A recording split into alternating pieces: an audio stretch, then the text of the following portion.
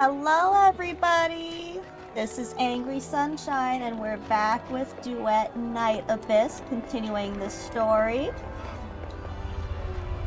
I do not have a fatal error anymore, so hooray, I could get into the game just fine. However, OBS is still streaming it a little weird. It doesn't think it's an actual game. So if you hear the music go out for a second, that's because I had to go to my other monitor. I'm gonna try to keep up with the chat, but I'm gonna have to go onto my phone to reply to you so I'm not interrupting the music or the dialogue. How is sound quality? Is it good, or do I need to turn the music down a little bit?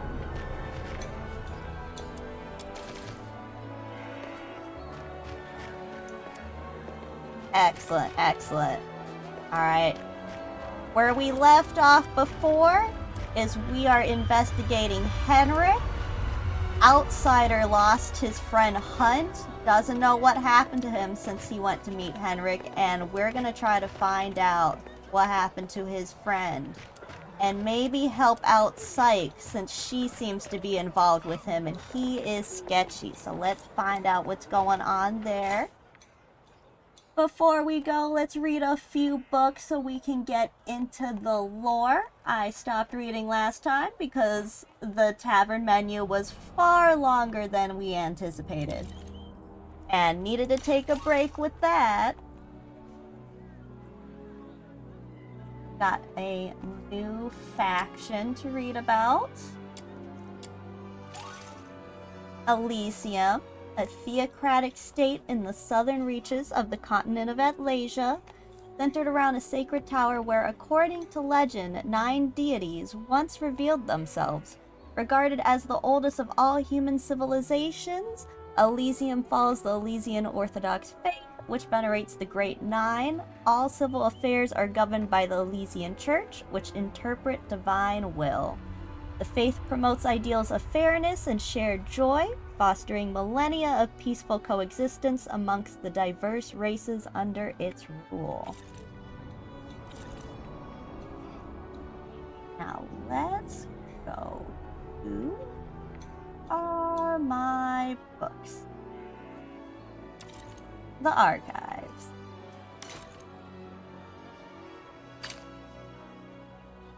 Alright, we have A Lost Sheet, Ice Lake, Volume 1. Sorry, babe, there's been a hiccup at home, so I can't take you to the inner city this month as promised. But hang tight, I'll come for you as soon as I sort things out. Trust me one more time, okay? As a little something to make it up to you, I've hidden some cash under the grass on the left side of the pathway to the inner city. Don't forget to pick it up. Love you. The response, you liar, you jerk. Every time you lie to me, you just throw money at me like I'm some kind of pet you own. I'd rather starve or drop dead in the street than take another coin from you. You can rot with your filthy money for all I care. And that money's gonna be ours. Volume 2. Hey there, are you tired of struggling to make ends meet? Sick of breaking your back every day for a pittance, only be treated like dirt? Do you feel like no matter how hard you try, you just can't catch a break? Don't beat yourself up. It's not your fault. What you're lacking isn't skill, but a stroke of luck. All you need is the right opportunity, and you could be the next big shot.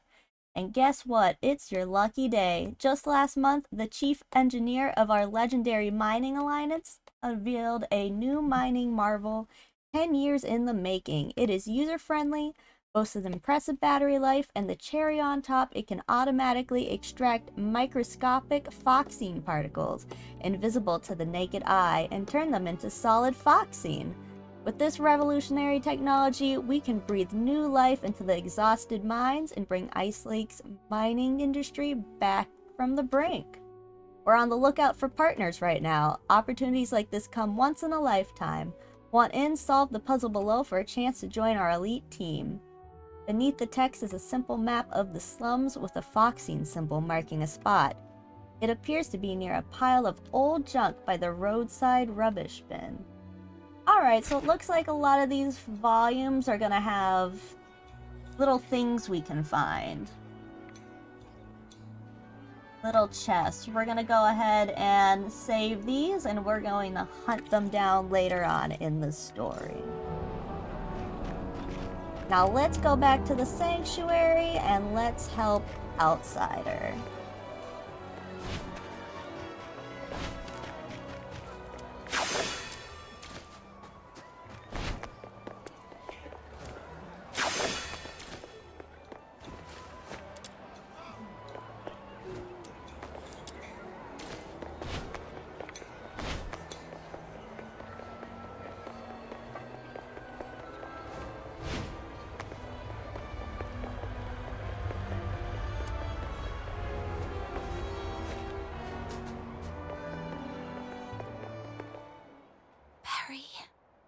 So much has happened today. Can you see the moon from where you are? The very same moon that I'm looking at? Tomorrow, we shall still be brave and live on. It's dawn. Time to head to the Hypnos house.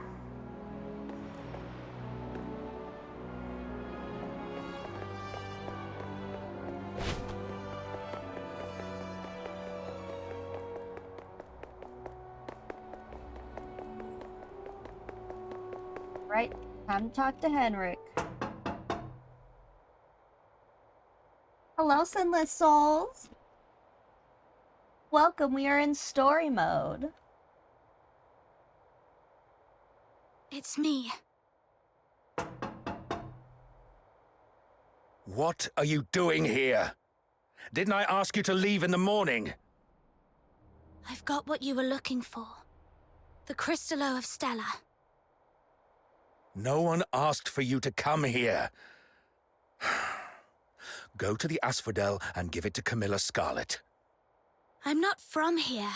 I'm not familiar with Ice Lake's ways. Where I come from, a deal means cash in one hand, goods in the other. If you're not interested, Mr. Henrik, I might just go looking for another buyer. Right, girl, make him sweat. Come on in.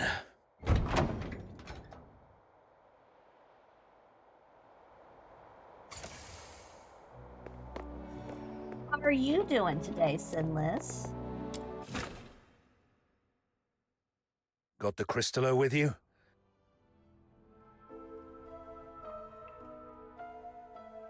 Here you are. I'll need to check it in my office. You stay here. No snooping around. Understood?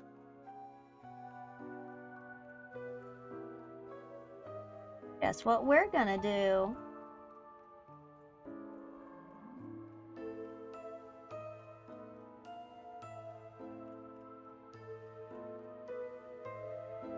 See?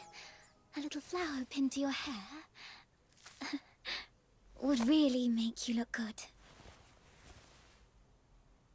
Psyche! What are you doing here? Does Mr. Henrik know about this? Oh, please come with me. Something with her.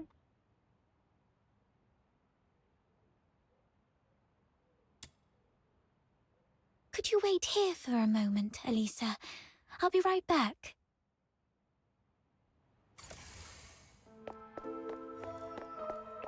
Elisa? Do we follow or do we snoop?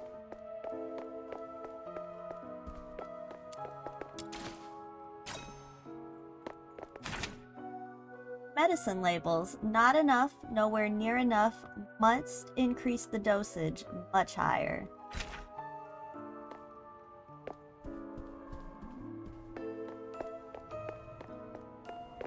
Alright, what medicine are you guys taking? My dear friend, I'm retiring next year, and I have little confidence that the new head of Security Bureau will look out for Hypnos House the way I have all these years. I fear you will need to be even more discreet and cautious moving forward.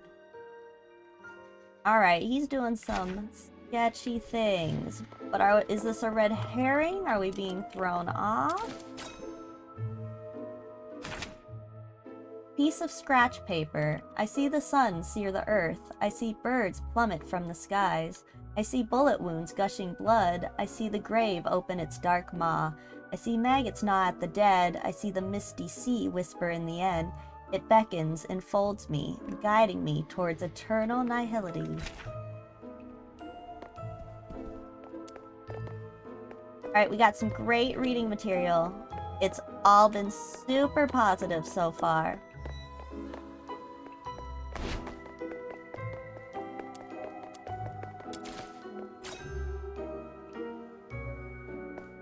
Alright, we got some. Mr. Henrik doesn't allow outsiders to come in, and you two got off on the wrong foot back then. If he sees you... You're here for the lodging stuff, aren't you? Don't worry. Just hide here for a bit. I'll talk to Mr. Henrik again. He'll surely let you stay for a few more days. So sweet. Thank you, Psych, but I managed to get the Crystallo back from Outsider. Ah, really? That's great. But that man is so... domineering. How did you make that happen?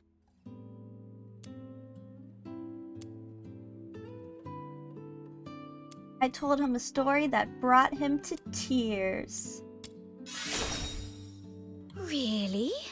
I wouldn't have pegged Mr. Outsider as someone so sensitive. Very sensitive he is. He's a bit different than his brash exterior suggests. Anyway. The lodgers here all seem a bit listless. Yes. Everyone's recovering from some conditions here. Me included. Are you doing okay? You didn't tell me you were sick.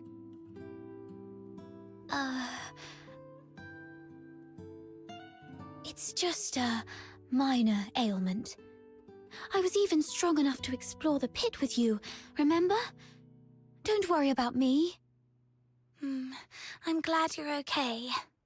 So, all the lodgers at the Hypno's house suffer from some kind of illness.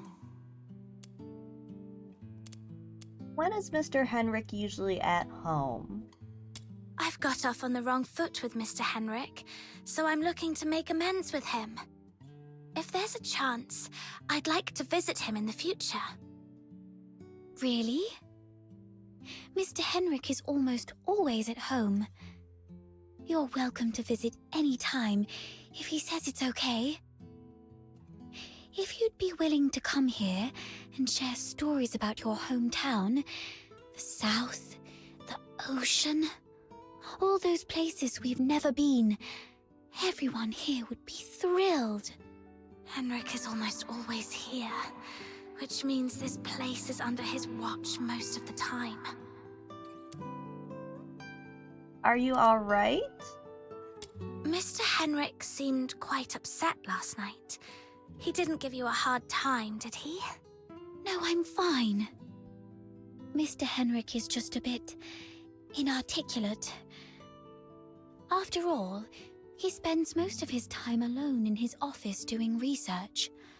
Hardly ever talks to anyone. Good to hear that. Speaking of which, do you know what kind of research he's doing in there? Hi, Dorkinator. I don't know. Sorry. That's all right. I was just curious. Psyche is withholding something. Must be on Henrik's demand. Better not push her. Mr. Henrik should be out any minute now. I better go downstairs. You're leaving already? Here, take these cakes with you. They'll keep you going when you're hungry. Oh, just a moment. And take this too. Mum always said that carrying a flower brings good luck. Time to collect some intel downstairs.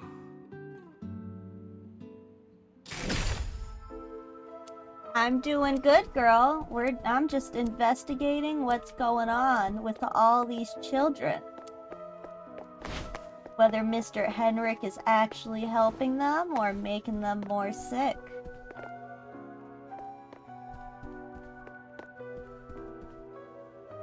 Yeah,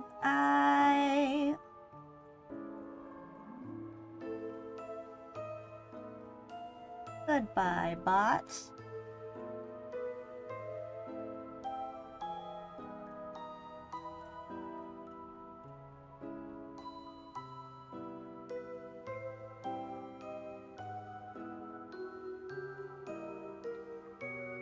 And there they go. Yeah, I need to set up my bots to ban the bots.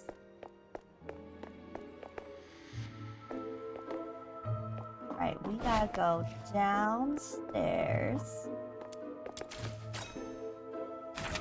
Overdue notices. Mr. Ethereld, please be reminded that the quarterly expenses of Hypnos House now substantially exceed those aggregated by all inns in Ice Lake suburb. While we are not in a position to question how your funds are being used, it is our duty to inform you that your debt has been overdue for 2 months.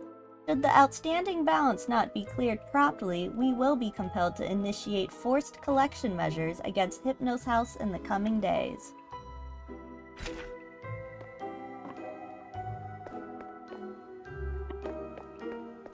Darkinator, I'm just guessing with all tech things. I just right-click and hope to see if I find the ban button.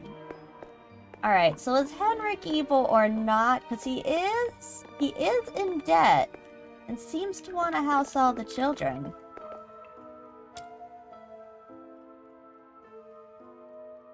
The office door is old yet spotless and polished. The doorknob won't budge an inch. Clearly, it's been locked from the inside. Don't touch that door! The office is off limits. No one but Mr. Henrik Ethelred is allowed inside.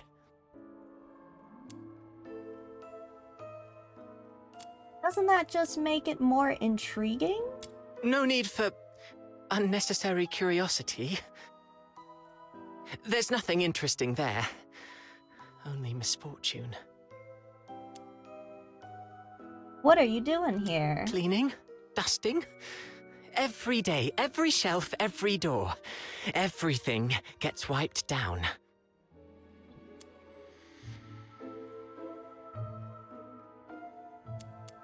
Every day sounds like a lot of work. You don't get it. It's a habit. Filling life with regular tasks. That's what habit is. Okay, no need to go to aggro, young boy. Okay? Like how I clean here, daily. Or how Psyche waters her flowers twice a day. Habit fills the void inside. That makes sense. I should adopt a habit too. Does Mr. Henrik have any? He seems quite disciplined. Probably a good role model for me. Mr. Henrik?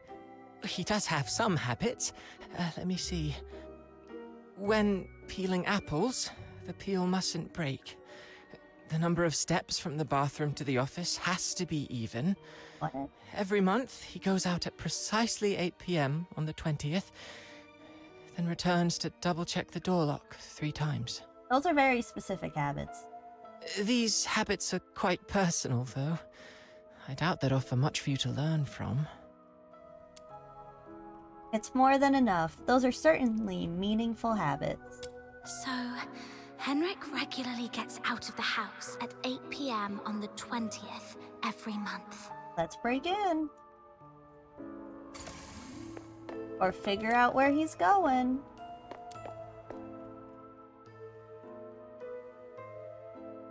Young boy. Nope, it's still not clean enough. Needs another wipe.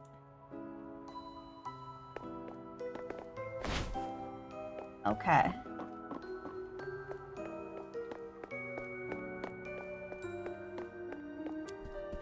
Mia. Why? Not only did you leave me, but even the pocket watch you gave me has stopped. It's all right. We'll meet again very soon. Hunt. Hunt is the kid that we're looking for that Outsider said was his friend and disappeared. Did you just say Hunt? Huh? Who are you? I haven't seen you before. Are you from the outside? Were you eavesdropping?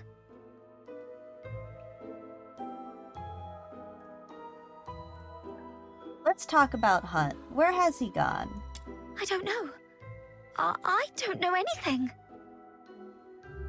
Please, stay away from me, or I'll scream. Okay, don't need to go to those lengths. It's okay, Mia. Sorry, I'll leave right now. Outsider was right. Hunt, the missing fox hunter, used to live here. But the lodgers here are tight-lipped about his whereabouts. What happened to this child? Okay, we're going out. Fox Hunter, I've checked it. The Crystallo is authentic, and its purity matches the small sample I had before. Good job. Here you go. 3,000 silver coins, and this signed receipt. Bring it to Miss Camilla and she'll give you the guarantee of 1,000 silver coins. And this necklace. It's worth far more than 1,000 silver coins. You're free to sell it or pawn it. Okay, the deal is done then. And about that house, let me stay a few more days, okay? He didn't like that. He didn't say nothing. Though I couldn't get into the office, I've managed to gather some useful intel. Time to see Outsider.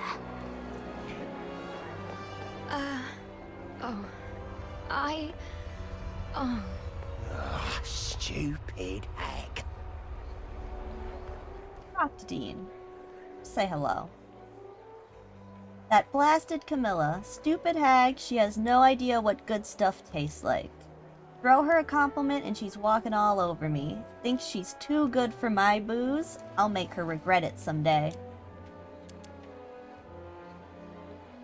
You can't insult a respected lady like that. Ha! What's it to you? Jumping to her defense, are we? Ha, you must be one of those Camilla fan club idiots. Pathetic losers, all bamboozled by that two-faced witch. You know what, Dean? You suck. I love Camilla.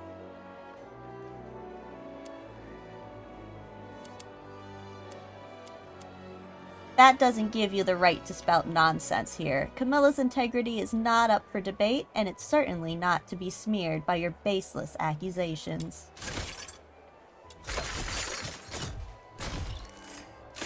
We did it! What are you talking about? You ain't from around here, huh? Let me guess. You haven't been to any taverns other than Camilla's since Hidden Town, right? So what? If you shopped around, you'd see Camilla's Brew as an odd fit for Ice Lake. I mean, in Ice Lake, every tavern owner except her is my client. My stuff's good enough to knock people out, but she always turns me down. What a stubborn mule. Doesn't that seem fishy to you? Fact is, my booze is half the price of Camilla's and tastes just as good. I assure you. Try it, and you'll understand what a real bargain means. Fine, I'll take a can. Ah, now we're talking. Thanks for your patronage. Hold on a minute. Here comes Camilla. Just a word of advice, always take what you hear in Ice Lake with a grain of salt. What do you want? I didn't go to your place and meddle in your business. Don't get me wrong, I'm not interested in your business. I'm here to discuss something else with you. Recently, someone's been using my name to sell shoddy knockoffs, claiming they're the new special from the Asphodel, or that they'd be sold out at the bar in a minute. Impossible to snag a sip. As you know, in business, brand image is everything. The quality of our drinks is the face of the Asphodel, and I can't let someone drag our name through the mud. But what's that got to do with me? I don't have time for your problems. Out of my way, I've got business to run. Not so fast. When the asphodel turned you down, I kept a sample of your booze. And guess what? Your booze exactly matches the knockoffs on the market. Seems more than coincidental, wouldn't you say? What are you implying? That's slander. I'm not selling fakes. You're just scared my booze will steal your regulars. And that's why you're spouting nonsense here.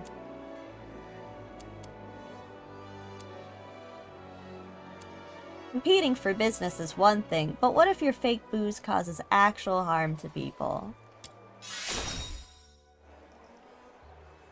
Fake booze? You call my stuff fake? Now I see you two are in cahoots, twisting the truth. Fine, I'll show you this isn't fake. Dean grabs a barrel of liquor and starts guzzling it down. 'Cause that'll go well. But before he can drain it, he staggers as if stuck in the gut and then crashes heavily to the ground, his spilt drink reeking up the place.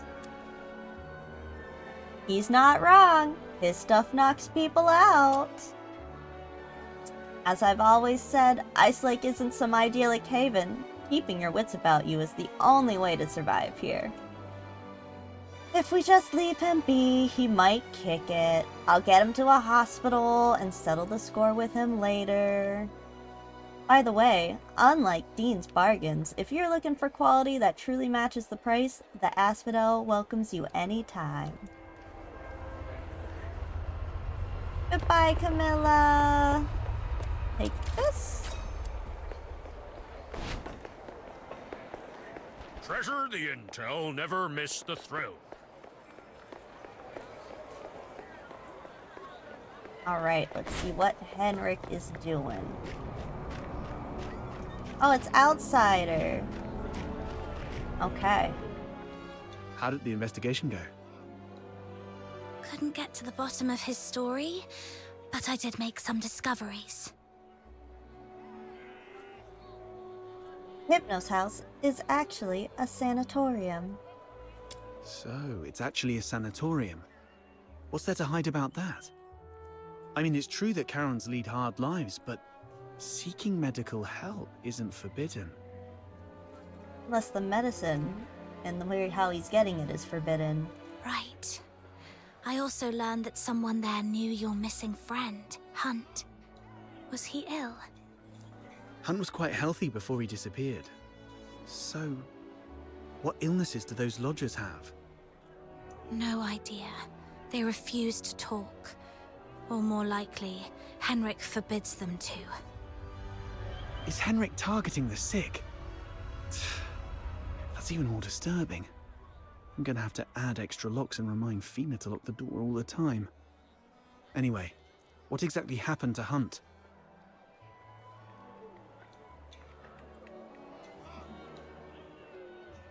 There's a locked room in the house. It might hold the secret. That's Henrik's office. The lodgers say it's off limits. Nobody but Henrik himself can get in. The door is securely locked and watched. Plus, Henrik himself is in there. I didn't want to be hasty. Smart decision. If Henrik lost it, who knows what might happen. But the locked door isn't the only entrance to that room. When I left, I scoped out the house.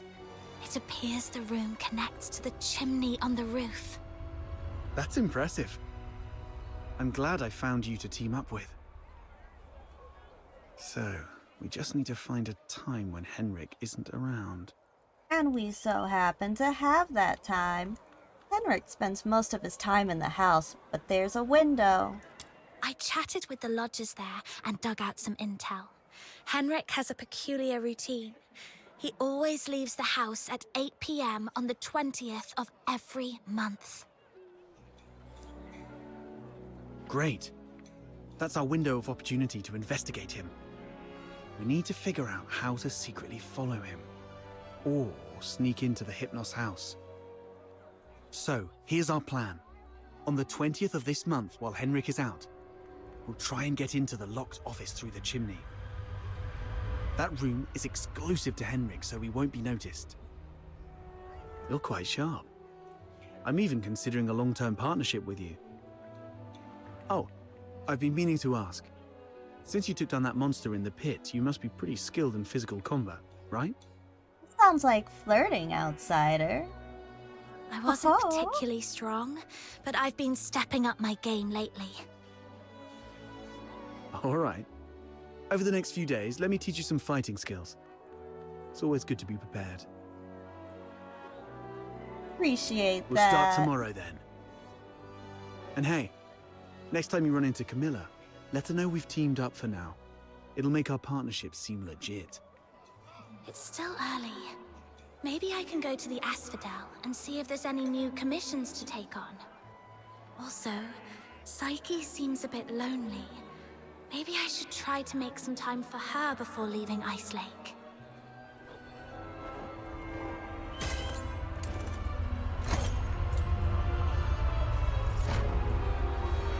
Chapter 1 complete.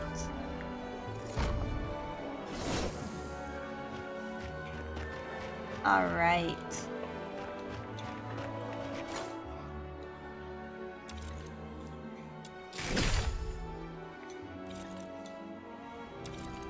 Got a few. Weight of knowledge. We've collected 10 readables.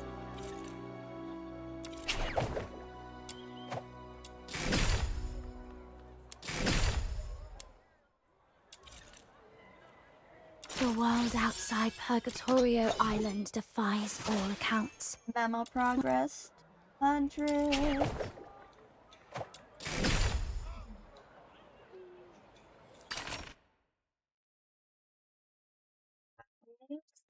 Better. And you can purchase secret letters. Let me learn more about these before I start spending them.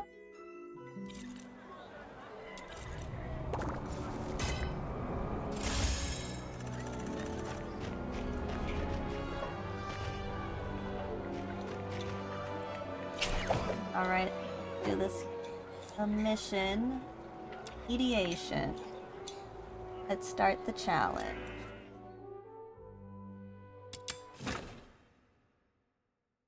Filbert, let's go!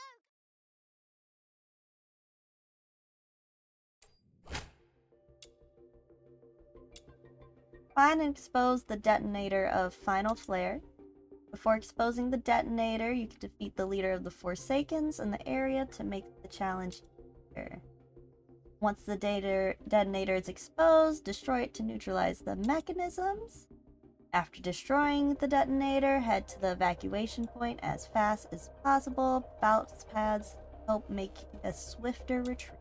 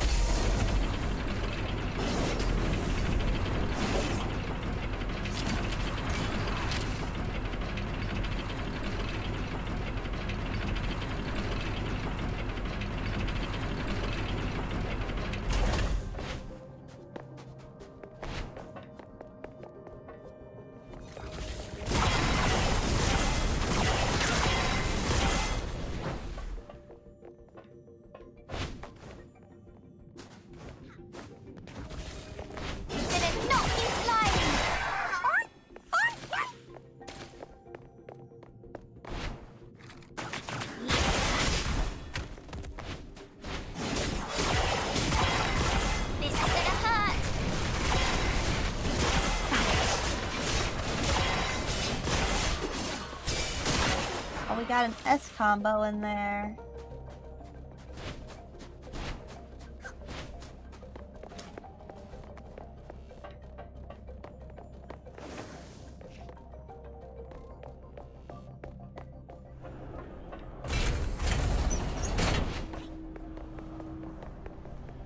Found one of the soldiers of the Forsakens! The client asset prevents finale flare from blowing up. So taking down these soldiers should work in our favor. Let's go!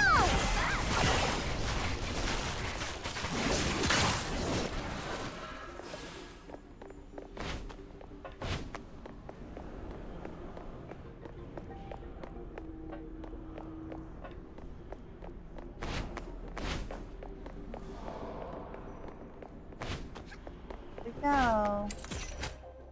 The toy maker.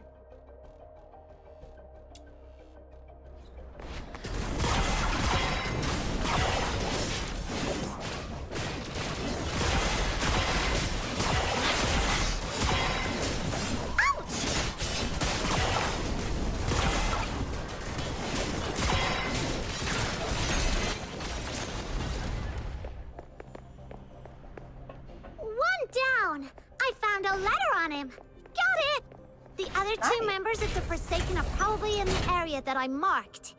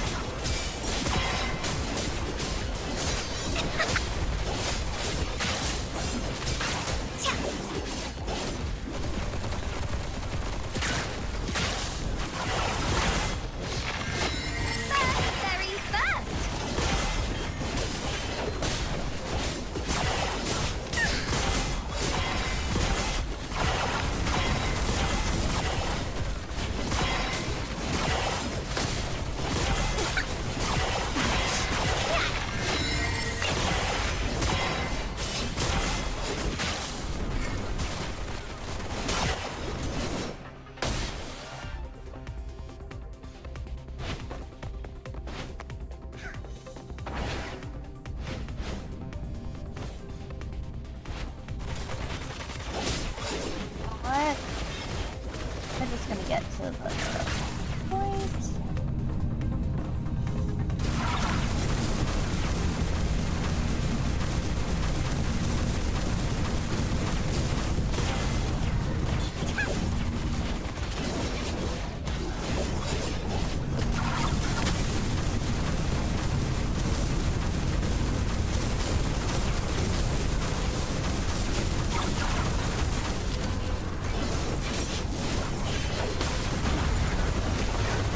Good job, Margie and Truffle.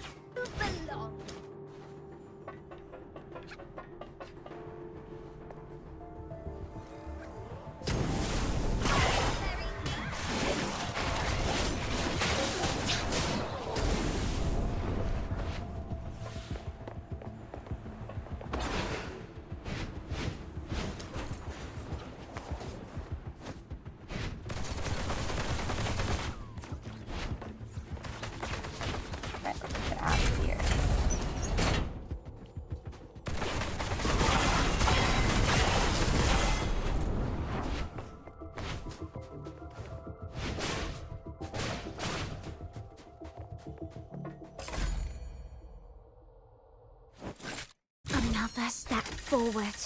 As long as I keep proceeding, I'll get there. Excellent.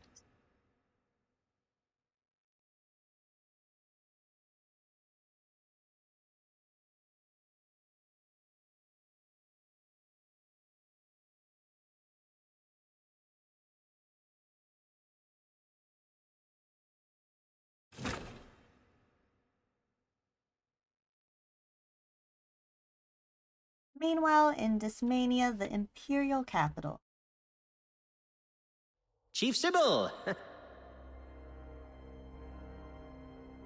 There's a piece of bad news, and another that might be considered bad as well. Let's hear the worst one first. The unit left on Purgatorio Island has been searching the area for 3 days, but they've yet to find any trace of that girl who was with Number 0. We searched the nearby waters immediately after she fell off the cliff. Theoretically speaking, she shouldn't have drifted far. Unless... Unless someone rescued her.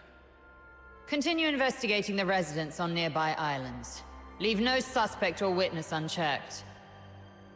Already on it, and we're expanding the search area. But if I may ask, if we do find her, the host of Resonance, what's the plan, Chief?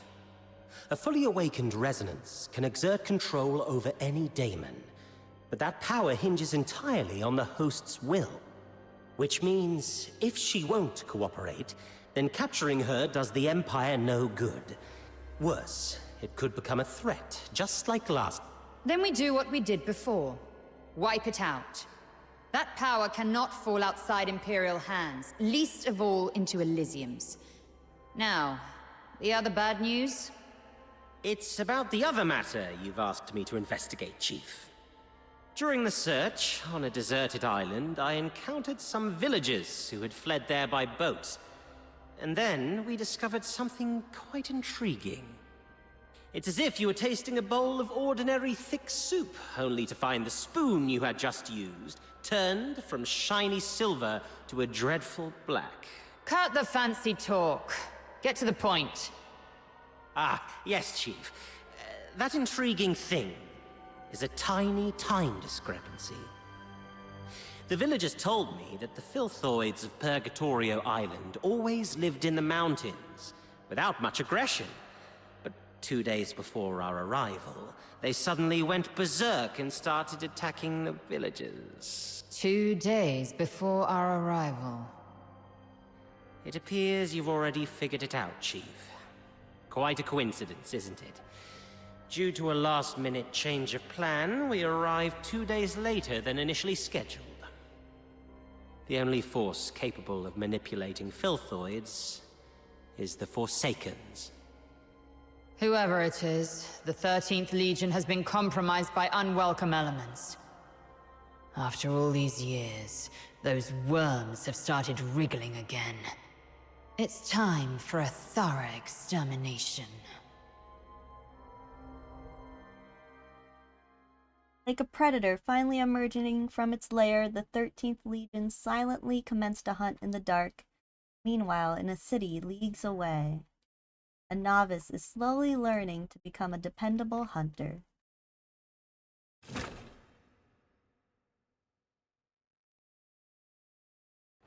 That me! So it looks like they tried. Oh.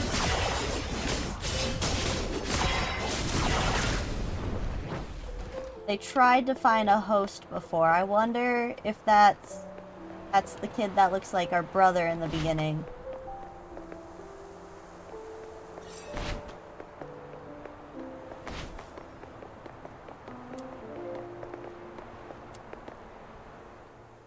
Carter's got a full canister of fox ichor. Jackpot. Try to take the canister. I've made friends.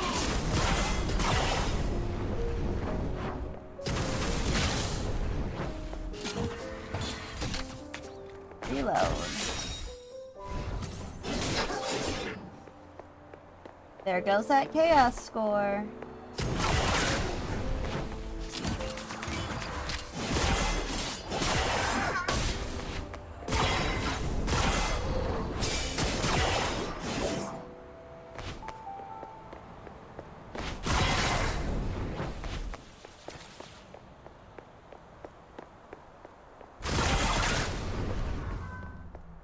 Alright, we need to speak with Outsider.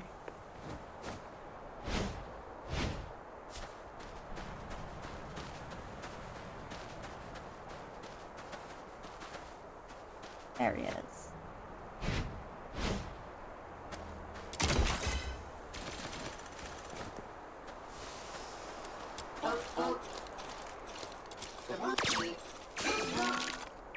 Will we get him? We got him.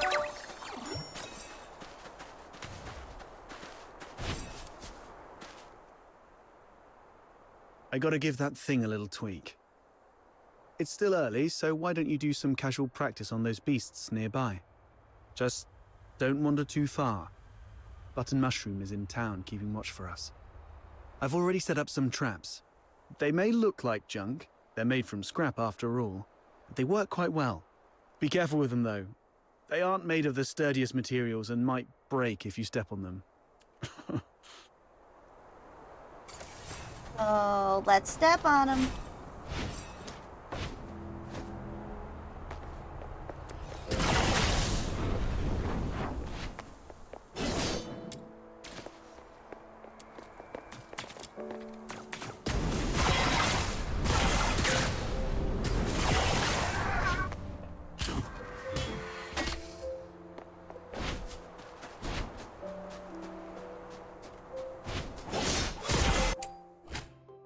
Flame Trap. Flame traps will activate when attacked, dealing damage to all targets. Some flame traps deal higher damage, but require longer. These things on the ground Okay. must be Outsider's traps.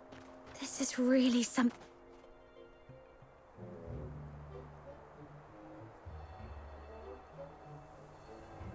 Bigger bro, stop messing around with our stuff. Aren't all the chests in this city mine? This chest doesn't have your names on it. Take a closer look. Nice weather today, isn't it? We got both the sun and the moon. Another man suddenly pops out near the chest, dark ink dripping from his hand behind him. He attempts a nonchalant whistle. The chest next to his feet is suddenly marked by the words "Stuff of the Imperial 3. Obviously, they were just written by this small bro. Bigger bro. No one in the Empire touches the Imperial 3 stuff. You gotta pay us like 7, 8, 9. What's after 9? 10. Thanks, that's nice of you. Wait, who asked you? Small bro. Bigger bro, 9 is followed by more 9s. We call it 99. Bloody bugger, this one's playing tricks on the Imperial 3. We're gonna teach you a real lesson, and it won't be over unless you pay us 99 zillion silver coins. Alright, we whooping these kids' butts. Return to the misty sea.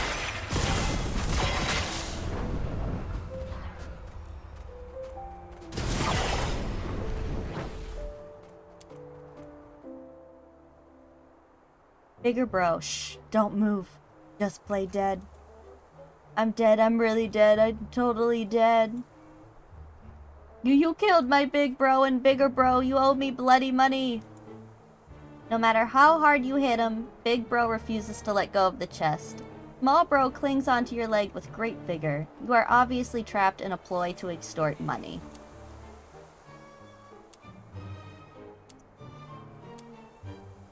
You know what? You can have it.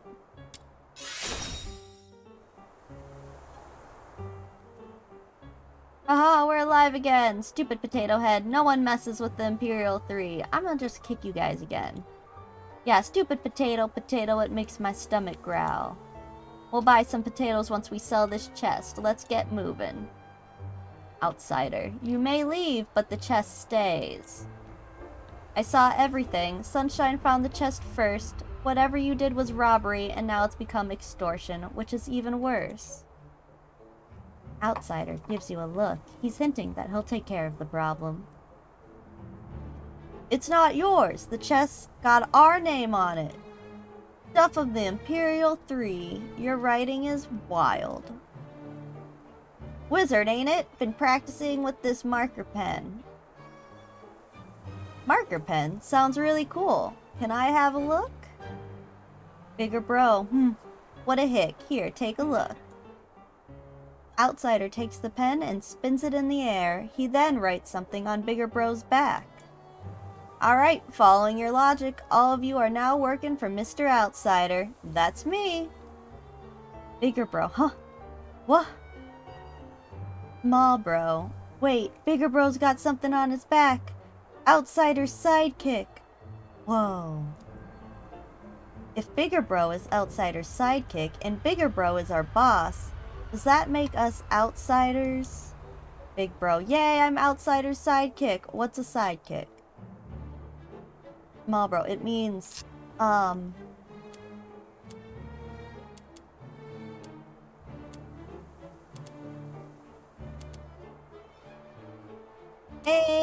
partner. I see. Nah, still don't get it. Outsider. It means you all listen to me and follow my lead. I'm a generous man. If Sunshine and I make some quid, we'll make sure all of you get a share.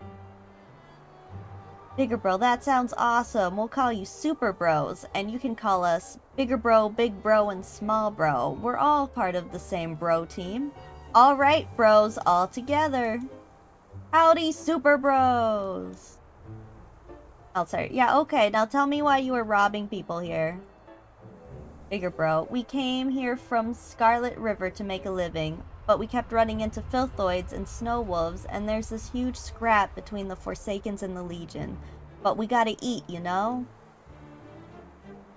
Outsider, you're pretty far away from home. How did you get here? Big Bro, it's not that far. We walked here. That's impressive. How much walking are we talking about? Outsider, at least 6 months, I guess. Only those lacking common sense would attempt a thing like this. And I think the bros got that down. I think they got that requirement down for sure. Outsider, alright. I am a fair Super Bro. Give back the chest to Sunshine and run some errands for me, and I'll show you mercy and forgive you.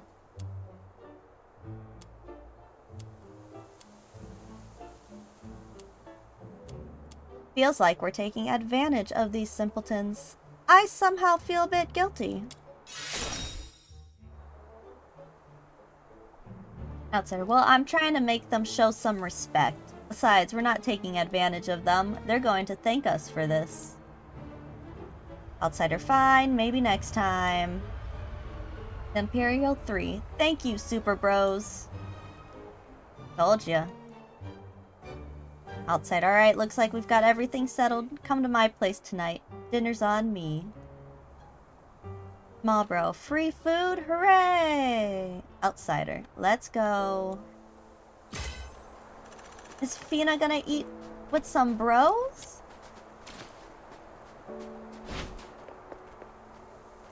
These are the traps that activate. Okay. There is a chest up.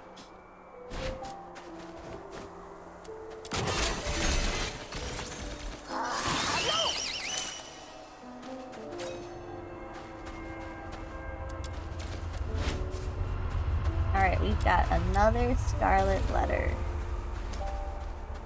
Oh.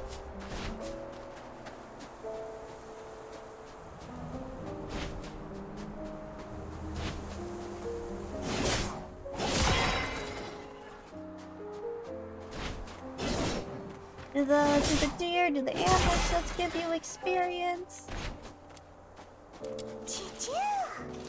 Oh, hi.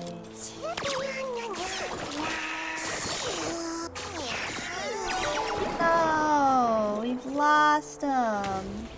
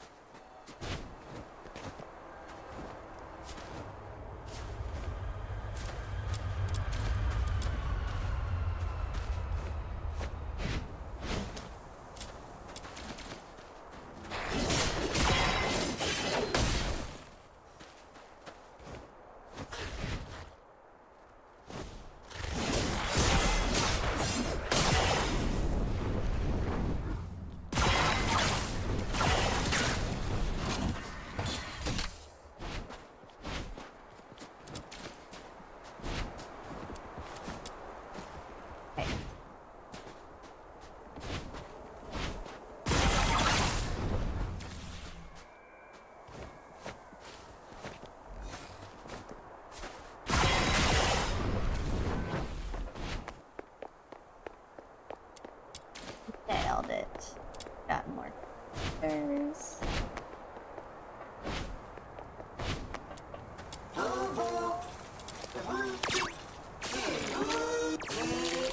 Uh-oh.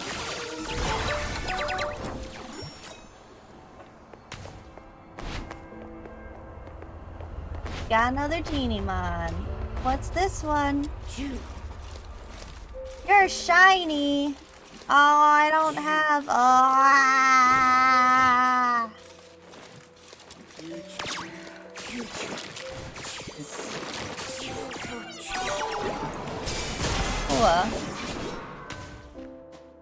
We lost the shiny, guys. It's gone.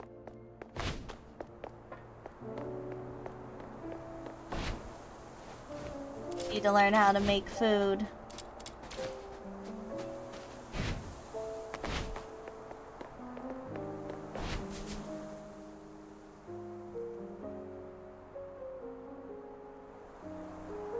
What's going on here? Wait a minute. Well, I made a bit of noise while tweaking that thing and these little critters just came at me. Come on, my friend. Help me out here. Okay. I guess. Serves you right. Fine.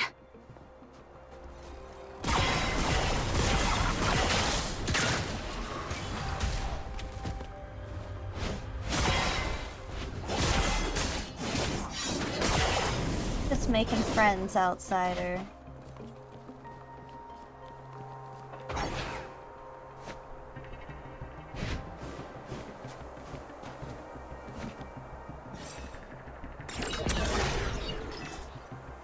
Where'd he go? There he is.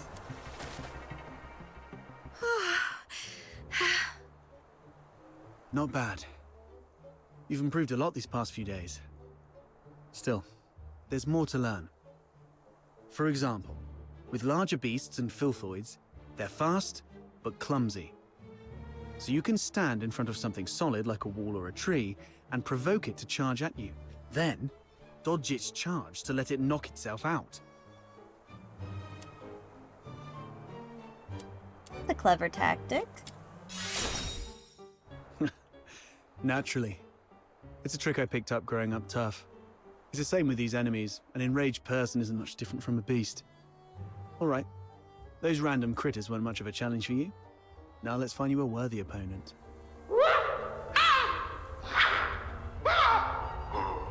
What? What's this? Is it your voice howling in there? A piece of scrap metal I picked up from the scavenger girl. It's tougher than it looks, and those filthoids can't easily smash it. I stuck a loudspeaker inside to lure them. Ah, look, here they come.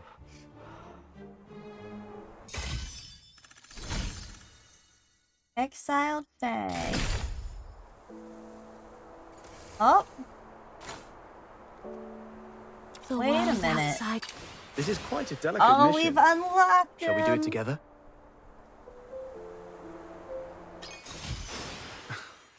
We already know each other pretty well. I really have to introduce myself. Alright, fine. I'm Outsider, from the Noctoyagers. I serve as a guardian of this Sprogrich team, I guess.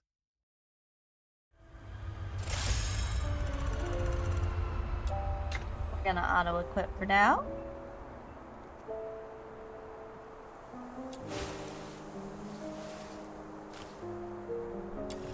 A weapon. I think I might have to make. The world outside purgatory. This is quite a delicate mission. Shall we do it together?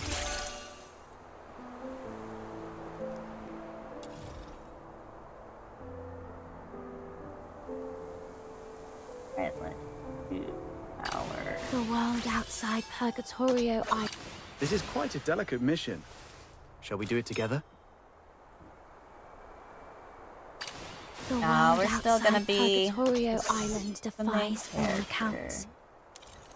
But we will switch out our team here.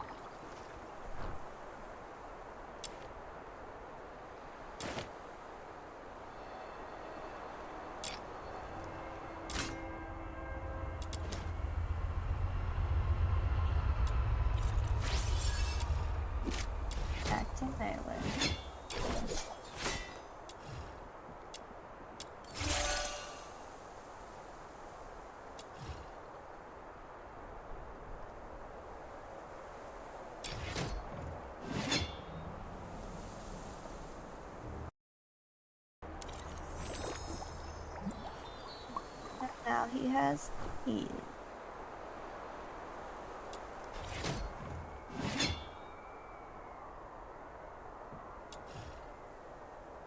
Oh, we can't extend Every our step weapon. I've taken, every word I've heard, and every soul I've met, all have honed my view of this world and the edge of my sword.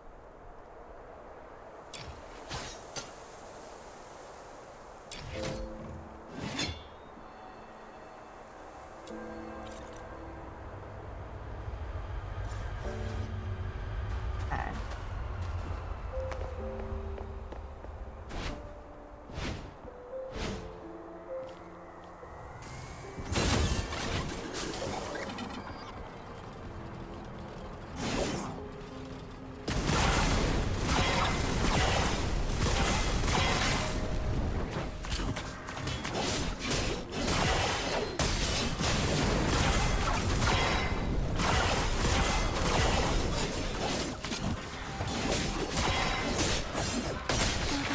Shall we face together?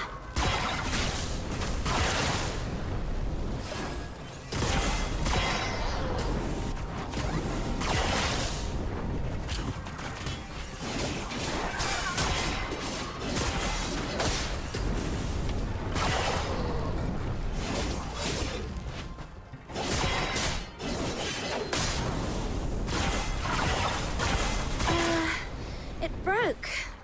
Well, it is made from scrap after all.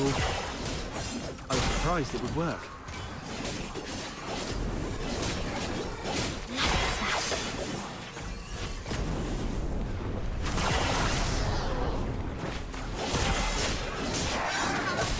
This time, I will be the shield.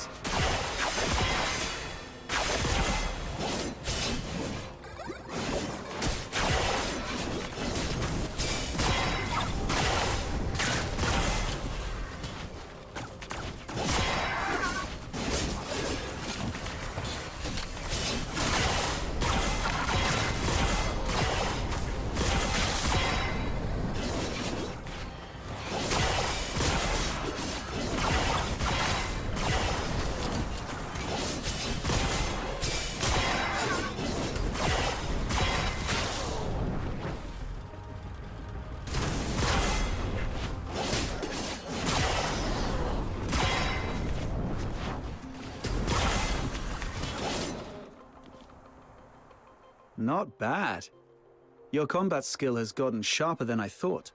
So quickly you've become a fully fledged fox hunter. The young nowadays do have talent. The sun's going down. Let's go. It's time to meet Button Mushroom. I wonder if everything on her side went smoothly.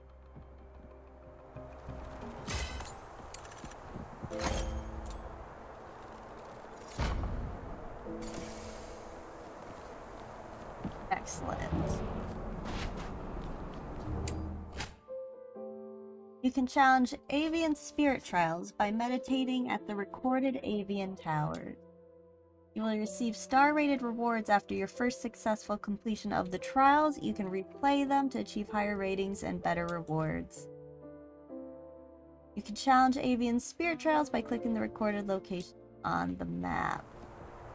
Saw one earlier. Let's go. Yeah.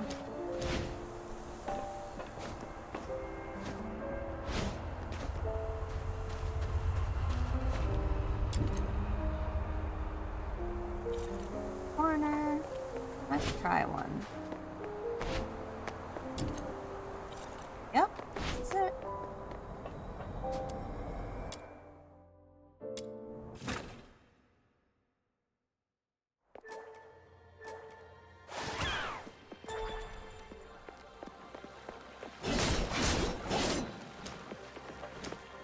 Oh, ranged weapon is disabled.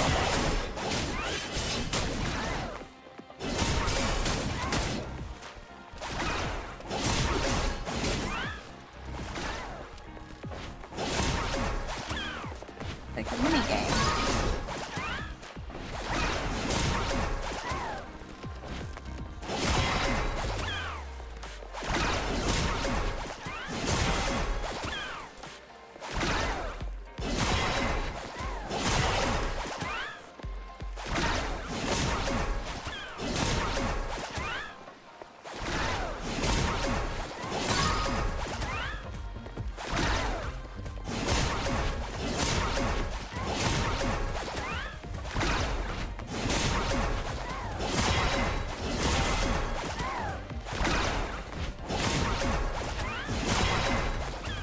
Ah!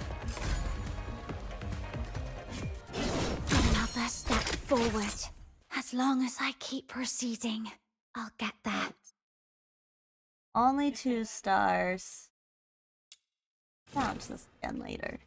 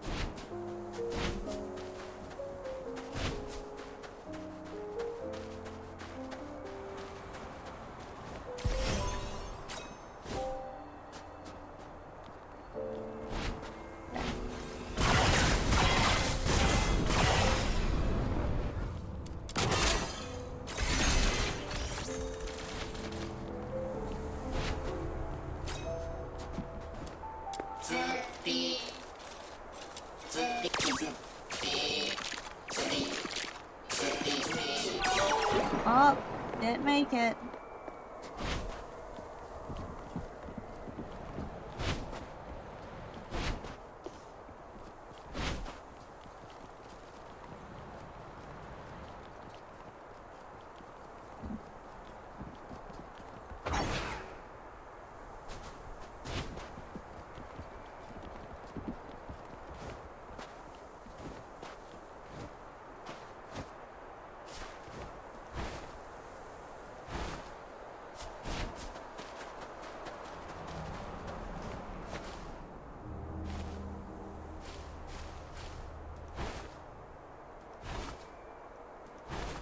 Come on.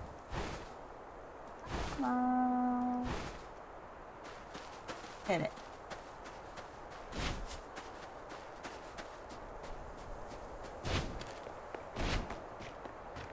Tools without...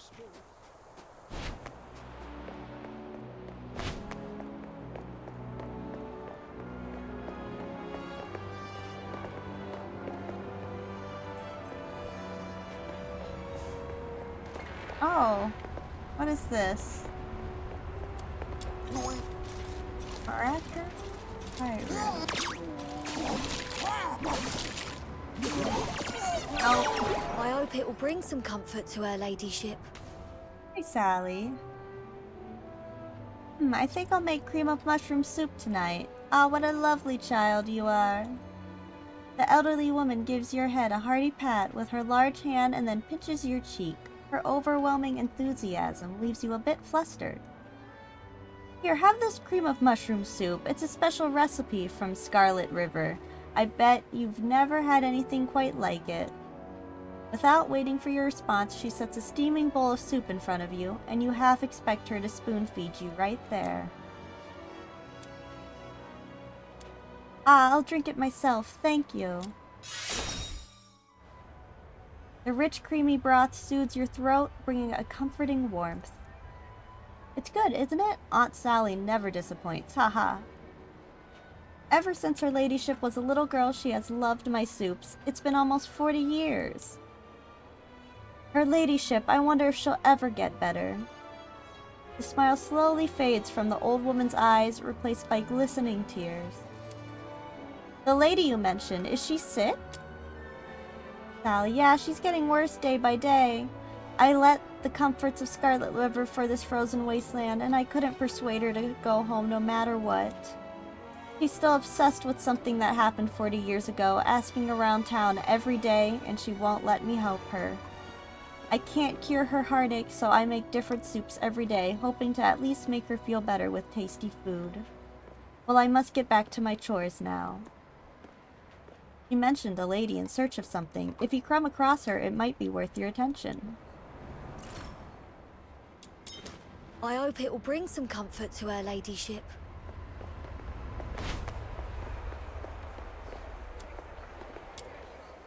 Door frame resembling a face. At first glance, it seems just like an ordinary door frame, the kind you'd see anywhere in the Empire.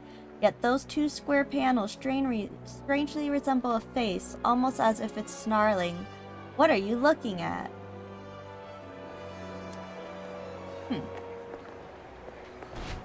Wonder if there's any significance.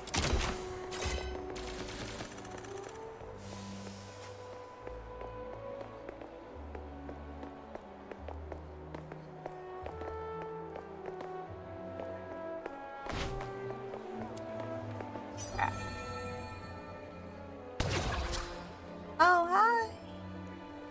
This is a dead end. Or maybe what I meant was, I want to be alone for a while. Would you like to be alone with me? But does that still count as being alone?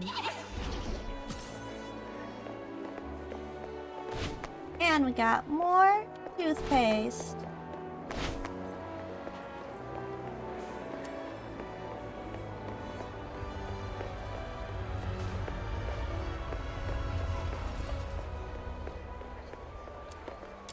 Rubbish bin. A moldy piece of rye bread encased in old newspaper. The bread is surely inedible now. Smoothing out the newspaper and brushing off the mold, one can find it is an edition from over a decade ago featuring a report about the 6th Legion's agreement with the original owners of Glevin Pit. In the interest of the miners and for the betterment of Ice Lake, Glevin Pit will henceforth cease private mining operations, with all affairs to be managed by the Legion. The report includes several black and white photographs of the celebration ceremony.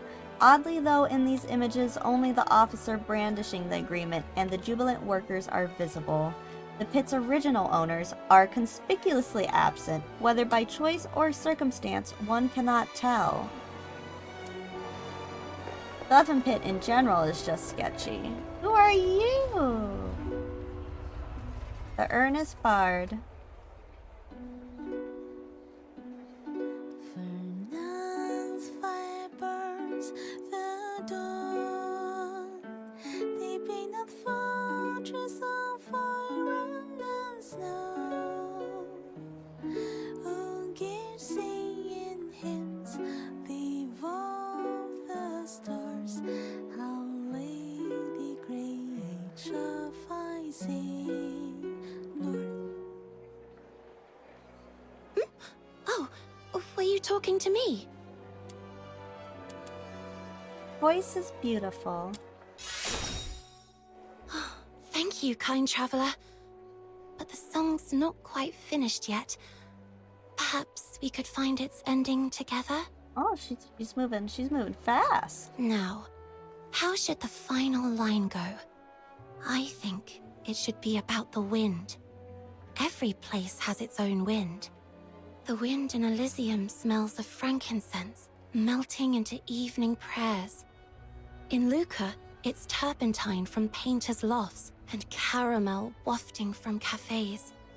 In Eitheri, the scent is ink laced with wild mint.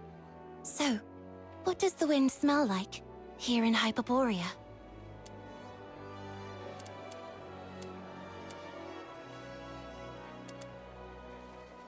Smells like iron and fire. You may be right. This city was born of steel. A forest forged, not grown. The wind may sting with cold, but it hums with gears and hisses with flame. And when you touch it, it burns, like the barrel of a soldier's rifle, even when their face is cold as stone. Thank you, dear miss. You've given me the line I needed. You're a rose blooming on the tundra. I think I can finally finish this song. Beautiful, beautiful.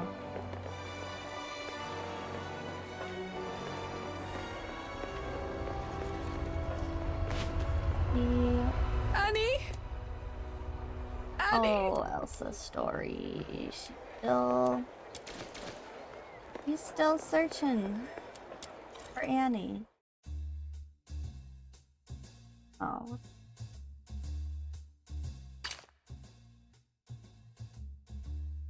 What's this one? Ah, reroll. We did it!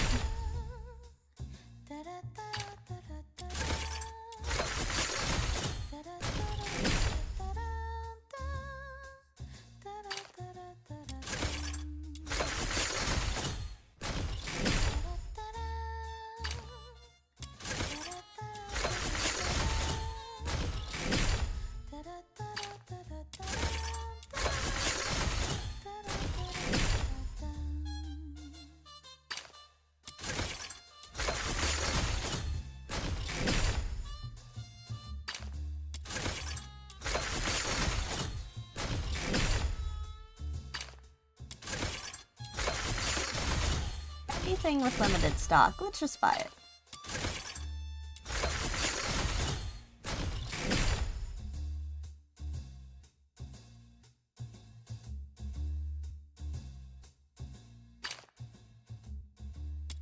Try. What happens? Oop.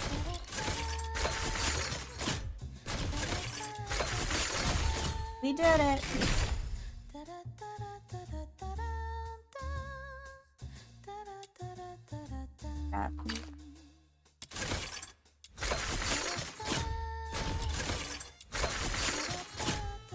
Oh, I might saw my rerolls. Nice.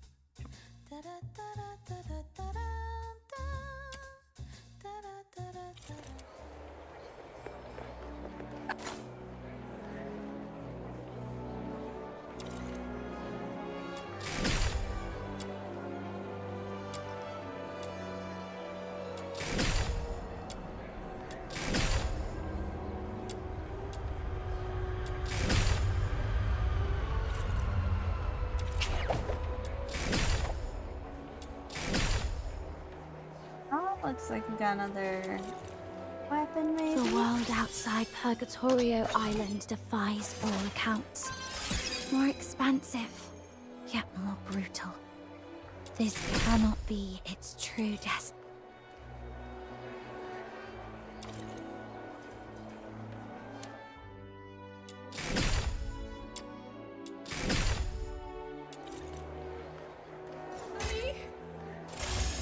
Alright, let's see where we go.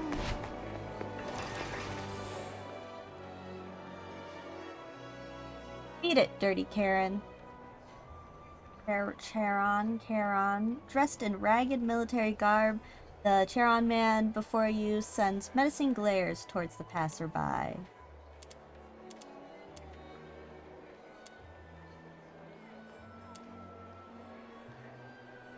Charons and Solus are equals. Prejudice is not cool. Look at that, a saint here. Why not enlighten the Security Bureau with your little sermon? Maybe they'll reward you with a free lesson on how to watch your mouth. Well, I think the Security Bureau would show you any respect if you were in my shoes. For your information, we Charons aren't all cut from the same cloth. Since I was a kid, I've held myself to Solus standards and never mingled with other Charons. Ever met a Charon who speaks like I do? Just so you know, this is a standard Dysmania accent. My Solar friends all say they can't tell that I'm actually a Charon from the way I speak. They say I sound just like one of them. Jealous, huh? Well, I've earned this. For 3 years straight, I'd start every morning reading Hyperborean news for 2 hours, fine-tuning my accent while cringing at the crime some Charon had disgracefully committed. Got it, I'm more Sola than any of you could ever be, and that's why I've become an officer while you roam around in rags like a beggar. Alright, I've indulged you this long only because my heart's as big as any Sola's. Consider this as a gratis lesson for you Charons. Now shoo, take your low-life vibes away from me. Wow. Can I have the honor to take a peek at your laureled Charon medal? Oof, I got a 50-50 shot. Did not do it. Huh? What did you say? Me. I've heard about this laureled Charon medal that Hyperborea grants to the most distinguished Charons. Someone as brave, loyal, and with an impeccable accent like you must have one. I'd be thrilled to finally see it. I must have left it at home. Maybe next time. That's so. I truly admire you, sir. I've heard that laureled Charons are entitled to live in the inner city. You must own a splendid mansion there, like something out of a storybook, with legions of butlers and servants. I know, of course. There's that famous Made-up fountain in the inner city, isn't there? A lowly Charon like me will probably never get to see it. Could you tell me if the statue by the fountain is a lion or a wolf? Please, sir, I'm dying to be enlightened. It's a lion. Right, a lion. Are you sure, sir? Because a friend of mine said... Oh, wait, had a rough night. Headache's killing me. Now that I think about it, it's a wolf. Walked by it just this morning. Happy now? A veneer of admiration remains on your face, yet a whirlwind of emotion sweeps through your mind, from initial anger to bewilderment, setting finally on pity. Seems your memory is still playing tricks on you, because there's no Made-up fountain. It's actually a made-up fountain. Made-up? You crafty little twerp, how dare you? Anticipating his move, you nimbly dodge the man's furious punch. Goodbye, sir. Hope I can pick your brain about the inner city again some other time. Yeah, we tricked you. You're kind of a tryhard.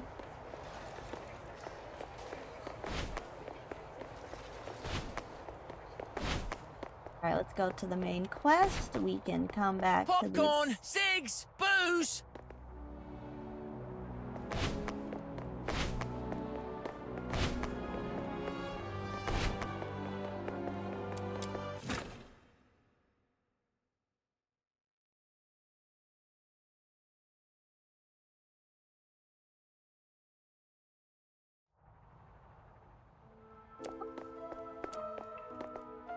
Hey, how you doing, young boy? Table done? Floor done? What's left? The handrail. Yes, the handrail. The boy is muttering to himself, looking stressed. His hands gesture about frantically. Can you step aside? Me? Sorry? The handrail. I still need to wipe it. You're in the way. You follow his agitated gaze to the staircase handrail. It might not be new, but as far as you can tell, it's already gleaming and utterly spotless. It looks pretty clean to me. It isn't! I haven't wiped it today, so it's definitely not clean. And the picture frames upstairs, the bookcase, the lamp, and other things. Please just leave me to it. Don't you have anything else to do? Taking the hint, you shrug and step aside, letting him back to his endless, frantic cleaning. Oh man, your OCD is on another level, my friend. Good luck cleaning. Oh, Mia doesn't look like she's doing too hot. Yeah, stay away from me. I don't know anything. I only wanted to have a look at the pocket watch. Perhaps I can fix it. It's precious to you, isn't it? You can really fix it? Will you let me have a try? I don't know. What am I supposed to do? What happened to Hunt? No, I can't say. Please, just leave. Don't come back. The girl's sudden change of heart leaves you stumped. You search her eyes, hoping for some clue. They are eyes full of sorrow and confusion, yet you see a flicker of conviction within them. You don't know where it comes from or what it means, but you understand this is why she won't talk.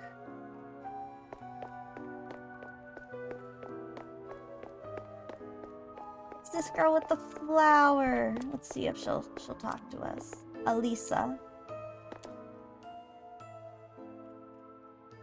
Alisa.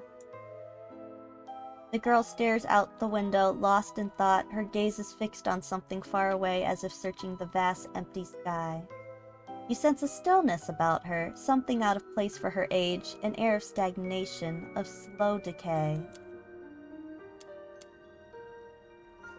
Say something. A part of you worries she might do something rash. Another part is just curious what she's looking for. Either way, you decide to break the silence. Hello? Alisa. If you want something, just get on with it. Oh no, it's nothing. You seem to be staring into the distance, looking for something. Am I? Maybe I wasn't looking at anything at all. Just drifting, aimlessly. I sometimes find myself spacing out like that. It's quite calming. Sometimes it seems we're not so alike, you and I. The girl lowers her head, saying no more. Everyone has struggles no one else can see. In the end, we all have to face them alone. Maybe she hasn't found the courage yet. Best to let her be for now, you think to yourself. Okay. You enjoy that window, Alisa.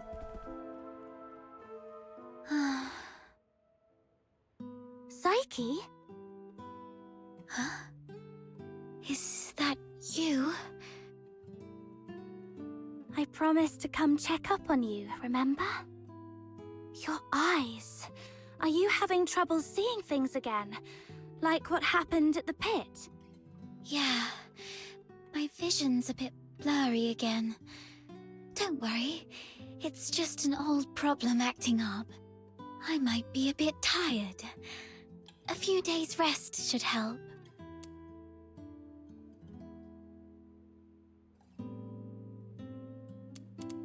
She looks rather lethargic. Something seems to be on her mind. Why were you sighing to yourself here all alone? Could you do me a favor? The potted plant here. Can you describe for me how well the flowers are blooming? You observe the flowers. They don't look very healthy. The stems and leaves are yellowing, and the petals lack their usual luster. The flowers seem a bit under the weather. Like I guessed. Could you take a closer look? The well-being of flowers hinges on careful observation, but I can't do that now. Let's describe the petal details.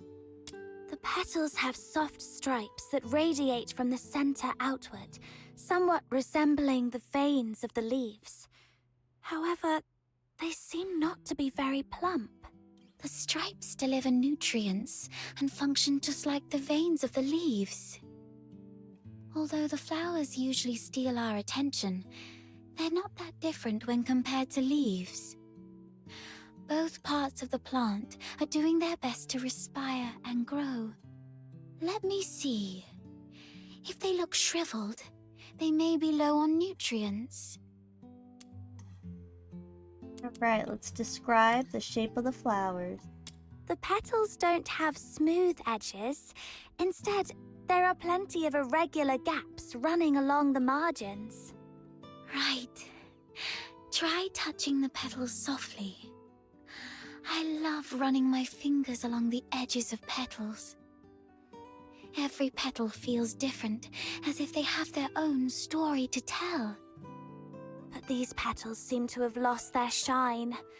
The edges are dark and curled, as though they've been burnt. I believe the flowers are thirsting for some water. Describe the color of the flowers. The flowers are bright yellow, a very vibrant hue. I love yellow flowers. They remind me of the sun and warm my heart. I think I understand the issue now. Thank you. Is this kind of flower hard to care for? No, it's quite resilient actually. It can even thrive in places with long winters, like Ice Lake. As long as it is well trimmed, fertilized, and given the proper humidity and temperature, it can bloom beautifully for weeks on end. But I didn't do it well.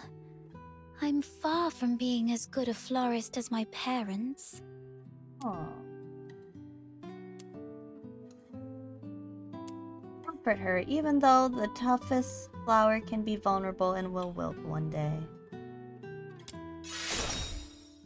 You might be right, but... Oh, wait!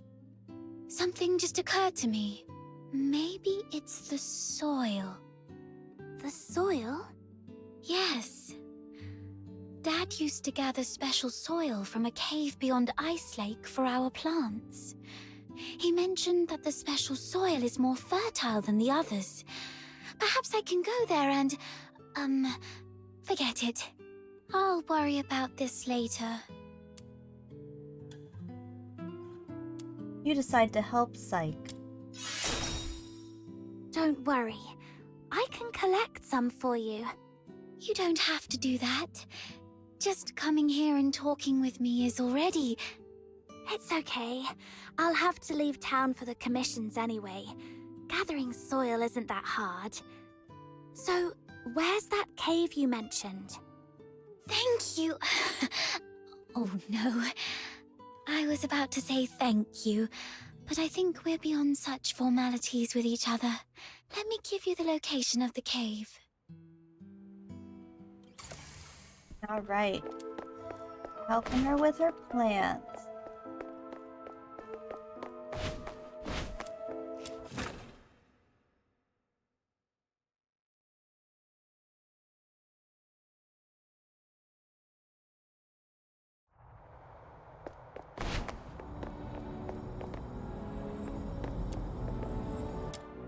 Alright, let's see this game.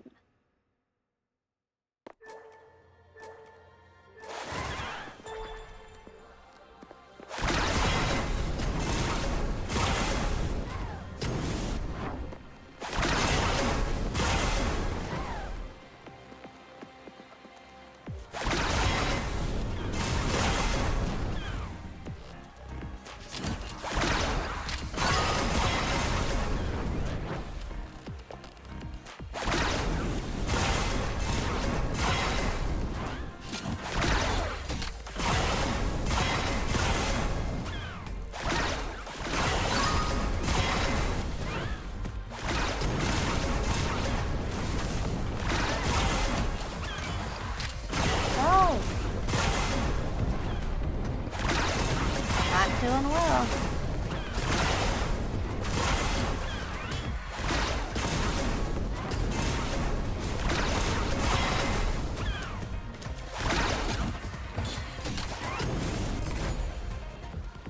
Probably a 2. Another step forward. As long as I keep proceeding, I'll get...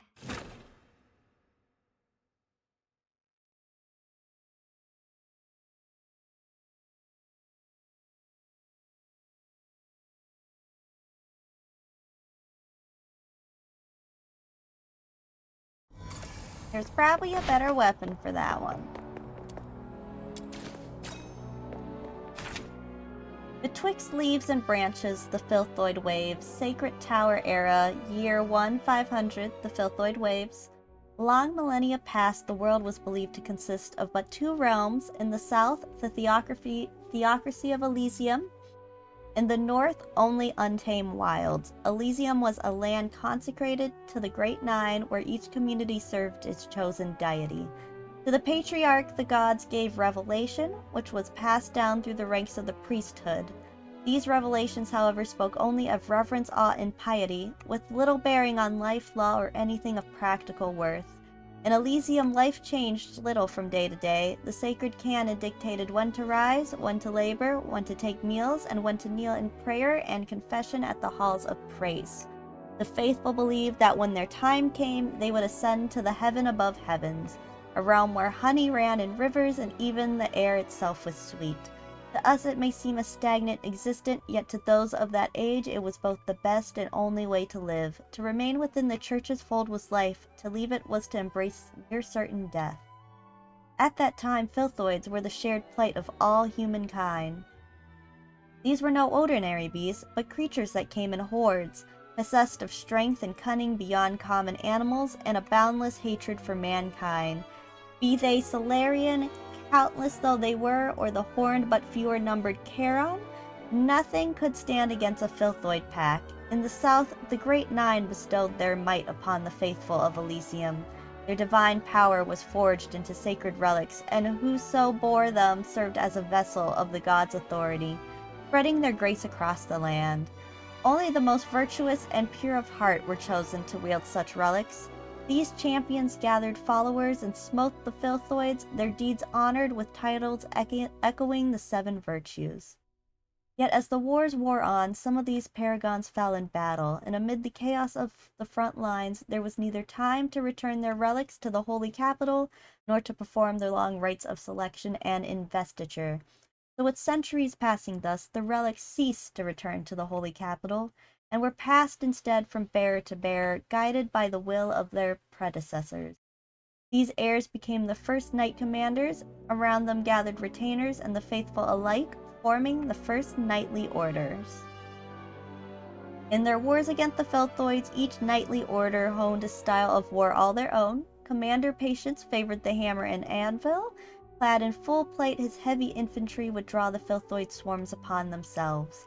While the beasts clawed in vain at walls of iron, the commander led his cavalry forth from ambush, crashing in from all sides like a god's own hammer to crush the foe between them.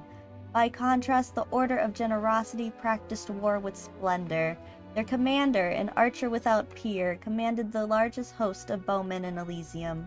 Before battle, he would seize a high ridge for his killing ground, arraying his archers in scattered bands to cover every angle. Their storm of arrows would break the filthoids before they ever reached the lines, so that in the best of cases, the heavy infantry might win the day without spilling a drop of blood. Through long years of war, these tactics reached refinement, and the southern reaches of the continent were slowly drawn beneath the Church's dominion. Yet the shadow of failure never strayed far. In the 500th year of the Sacred Tower era, a horde rose greater than any before. As though guided by cunning, the filthoids bypassed several knightly garrisons and drove straight for the Church's heart, the holy capital itself. By the time the orders grasped the threat, no hour remained to marshal stratagems or shape the field. They could only stand with mortal flesh against a countless swarm, fighting in chaos and desperation. Mankind's one advantage over the filthoids lay in the discipline of ordered war. Once battle collapsed into primal struggle, the outcome could be nothing but tragedy. Midway through the clash, the orders of loyalty and humility were slain to the last, commanders and cohorts alike. Even the Order of Diligence, famed for the might of its individual warriors, fared little better. Their commander lost an arm to the beast's onslaught. Just as the remaining knights steeled themselves to perish, resolved that no filthoid would breach the high walls of the holy capital, a miracle was wrought. From the central spire of the city rose a perfect moon, which descended to the heart of the battlefield. Thus appeared the ninth of the Great Nine, the first to reveal divinity, the goddess of the full moon and fate. The sacred canon of Elysium speaks of many wonders, oft dismissed as embellishment. Yet the chronicles of this descent record marvels more astounding still, eclipsing even the canon's own miracles. The goddess raised her sacred right arm and pointed to the heavens. The sky split asunder, revealing its black foundation. With her finger she struck that dark vault 10 times, and at each touch a light was rekindled. At first no larger than a pinhole, the light swelled to the size of camels, then of hippos, until at last they plunged earthward. The roars of the falling lights surpassed the bellow of 100 lions. Their blasts scorched like molten iron, driving before them clouds of poison dust. The Filthoids, driven to frenzy by the goddess' falling lights, burst apart, their forms shattered, their essence undone. Yet the faithful who fought in her name were bathed in that same radiance and felt not fire, but coolness. Though their eyes beheld a vision of hellfire, their skin knew only the touch of spring water, and in their hearts welled a rapture beyond measure. Such was the goddess's grace. Thus was the second great crisis of the Elysian Church ended under the goddess' protection. In later ages, someone claimed the chronicles of this miracle were pure invention, yet the knights who endured the battle became zealots unshakable, vowing to spend their every drop of sweat and blood in defense of the holy capital. Fortunate indeed that never again did a Filthoid wave of such scale rise upon Elysian soil. Yet across the continent lay hands untouched by divine grace. At the church's northernmost bound stretched the emerald forest. Beyond it lay country unknown, not barren but rich with plains and ample rain. But long-haired by Filthoids, men knew well what awaited any who strayed beyond the god's protection and the knight's guard. It was no different from exile into a perilous wilderness. A few fervent preachers, undaunted by death, ventured northward, but seldom returned whole. To the common folk of Elysium, daily life may have mirrored the pages of the canon a little too closely, yet even tedium was preferable to death. Thus it was only dimly known that a vast land stretched beyond the north, equal in breadth to the church's own dominion. Few gave thought to that Filthoid-haunted land, not until the great migration of Sacred Tower year 998. All right.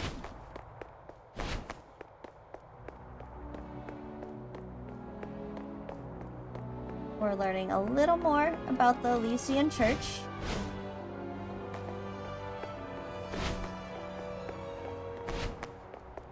Let's see if we can make anything new.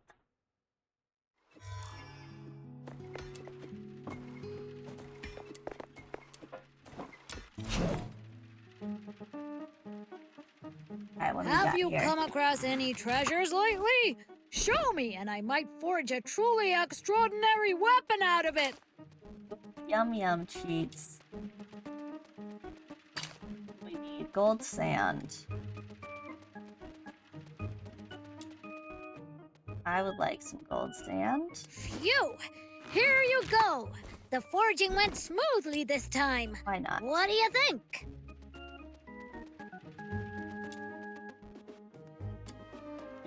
Do we speed this?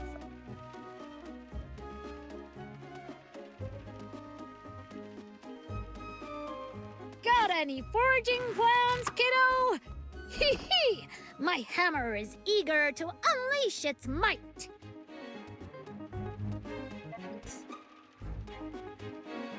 Alright. Weapon holder. Accessory. Listen up, kiddo! A weapon is like your life partner. You gotta treat it well. Alright.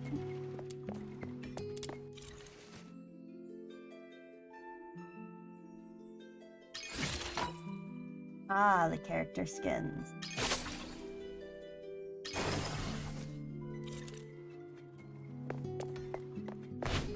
Alright, let's continue the story, and then we should have sand after. We can start collecting those shinies.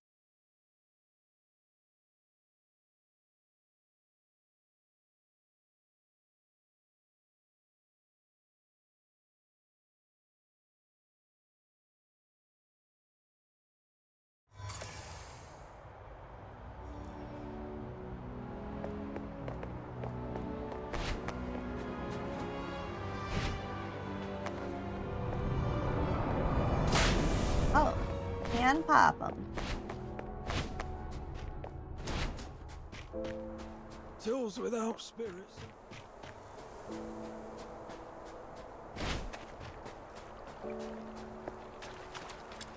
Your money or your life? Ah, hello. Gosh, the mug a walking arsenal. See ya! Luna remarked some runs away. I've mucked it all up. You'll get yours next time. Just you wait. Nice try. Summon Rebecca to hang out with us.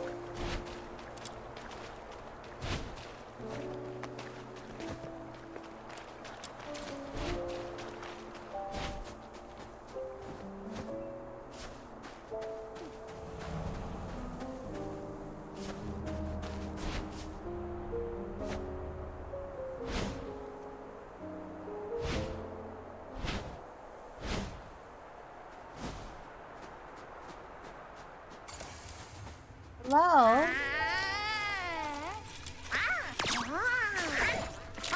You cute little baby. And we got him.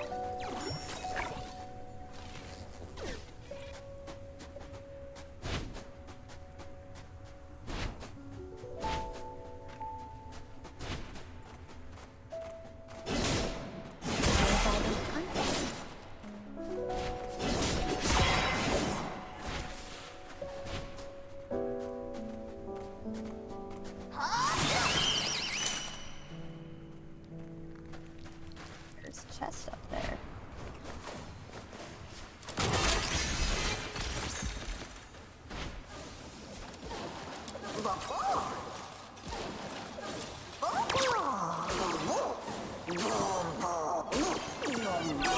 Oh, goodbye. Try digging. The soil here feels dry. Perhaps I should look elsewhere. Alright, because we're collecting soil for Psyche. For her plant that is struggling.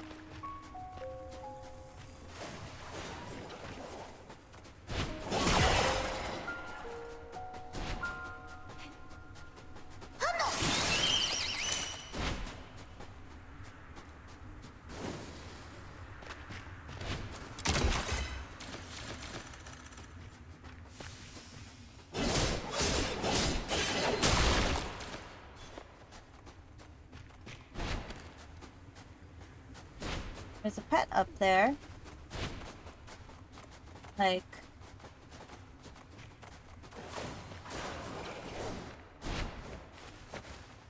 up? Up? Got questions.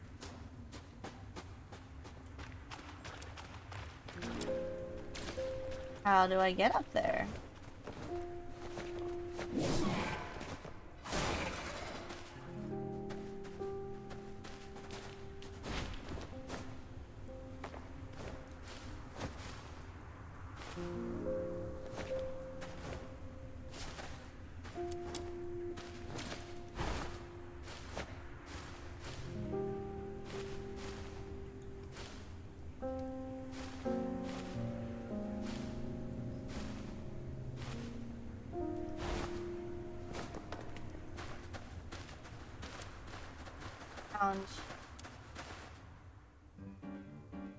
I see.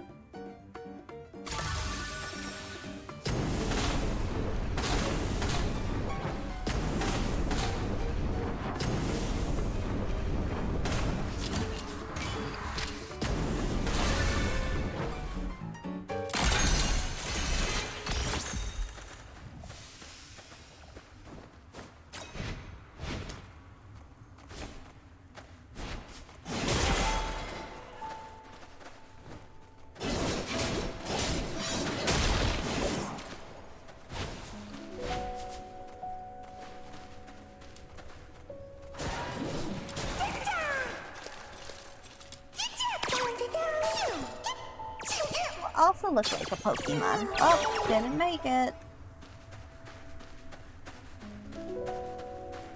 Alright, so how do we...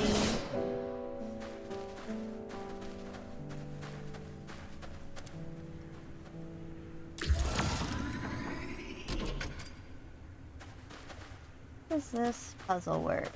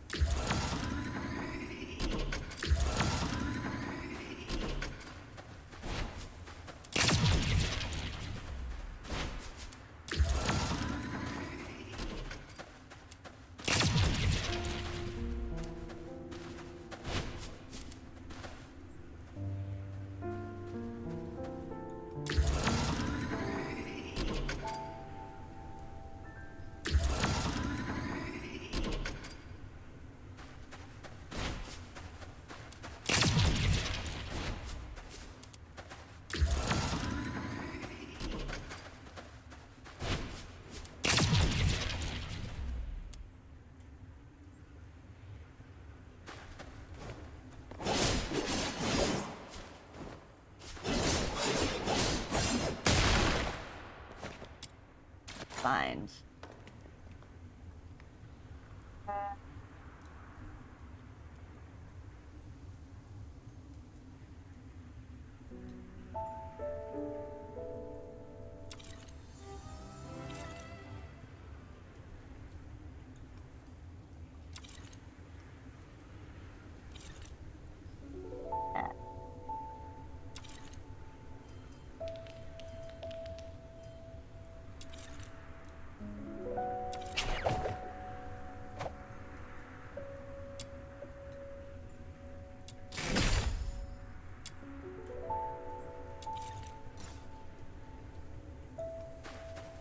Cat, do you know how to solve this puzzle?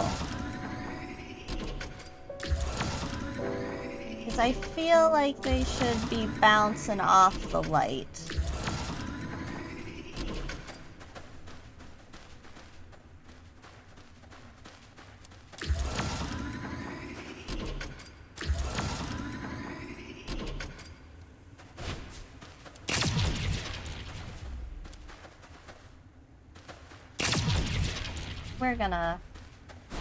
We're gonna spend a day just going over all the puzzles again. Okay.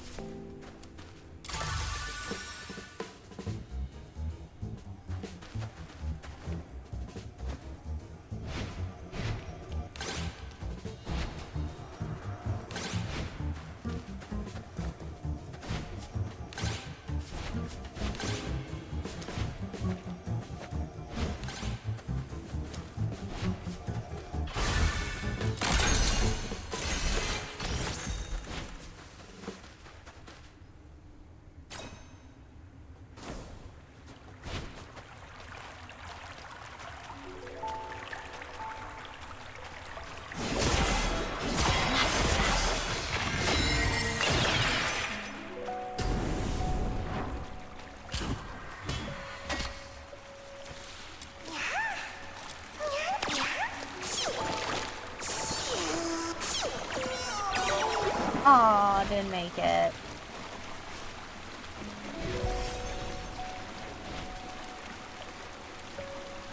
Big. Wow, found it. The soil is soft and the wetness feels right. I should collect more.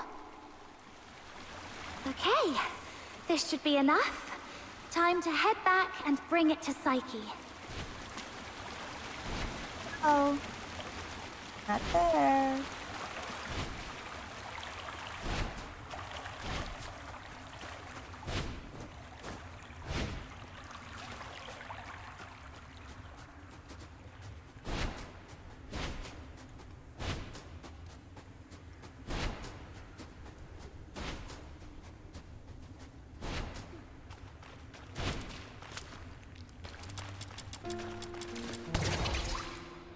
Hello.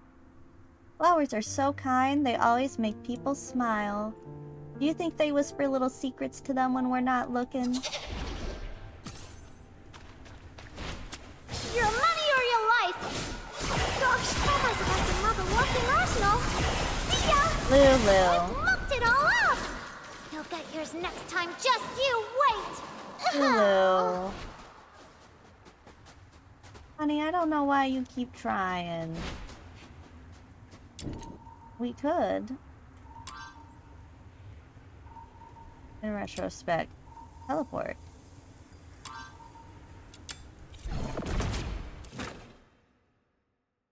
Hi, Ricky. How you doing?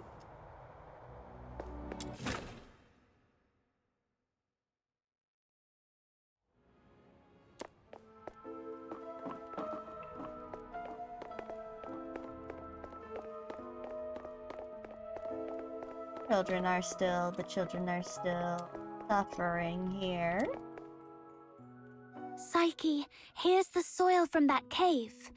Does it look right? Its touch is exactly like that of the soil Dad used to grow flowers with. And there's so much of it. This should be enough to help every plant thrive here. I'm glad you're happy. This trip was totally worth it.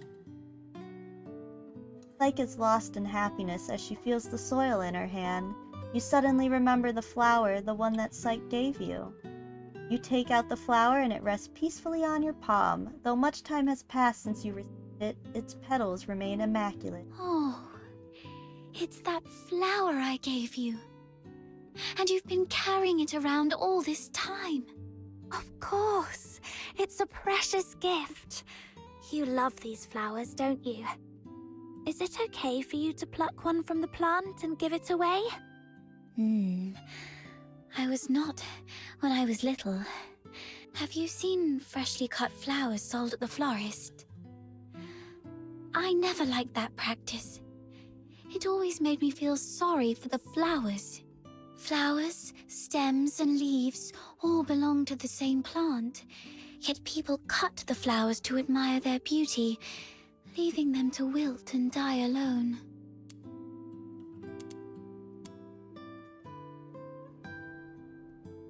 But maybe that is the flower's purpose, to have their beauty appreciated by others. It does seem so, from our perspective. You said when you were little. Does that mean you feel differently now? Not entirely, but can I ask you something first? What do you think about flowers that are plucked from their plants? I'll do my best to make them survive for as long as I can. In real life, they die immediately when I try to take care of flowers.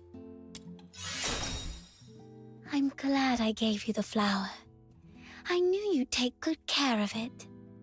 Now, when I see cut flowers, I still feel a bit sad. But over the years, I've come to realize that they are amazing. Far more amazing than I thought. A plucked flower would no longer bear fruit. It's fated to perish in a slow, wilting death. Yet, it tries to absorb water, as if still rooted, blooming fully before its brief life fades.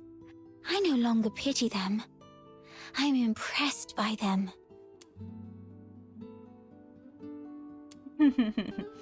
Indeed, they're amazing. You feel the same, right? Oh, just listen to how somber and heavy our conversation has become. That wasn't my intention. Anyway, the soil you brought back is great. The wetness and softness are perfect.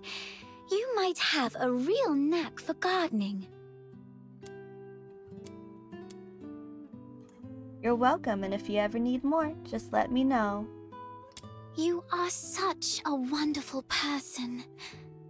Apart from my parents, nobody else has ever taken my casual remarks so seriously, or done so much for a simple plant.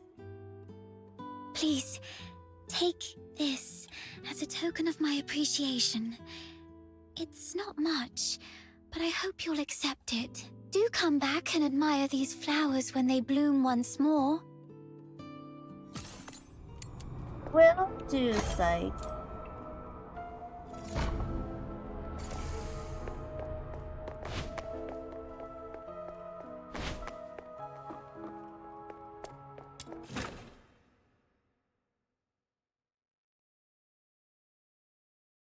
What are you up to today, Ricky?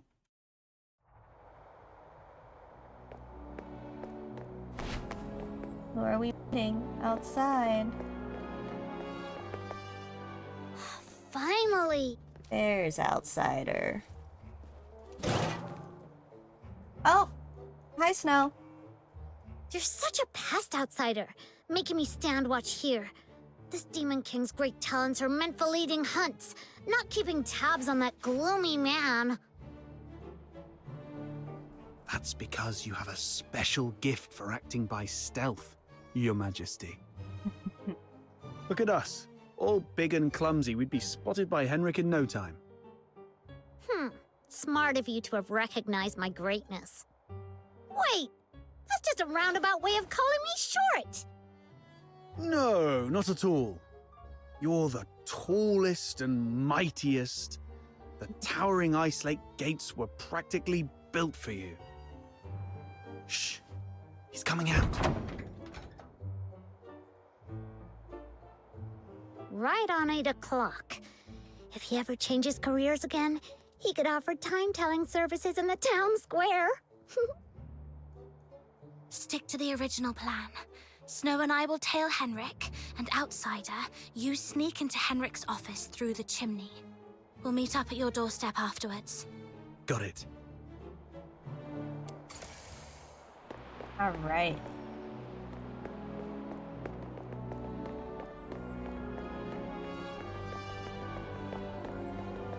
Little minion, hurry up! Shh, keep it down, or he will notice us.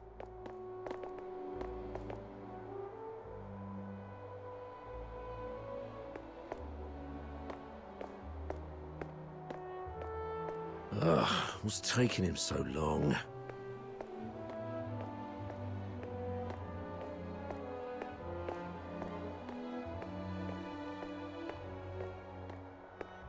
Popcorn! Stopped. Cigs! We need to booze! find a place to hide.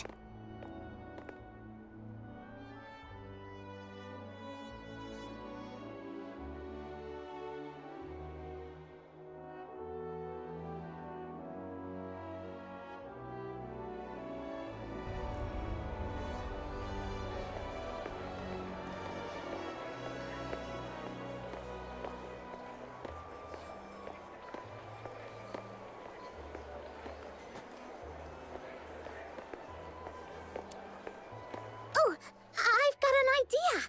We hide inside this big guy and follow him without making a sound.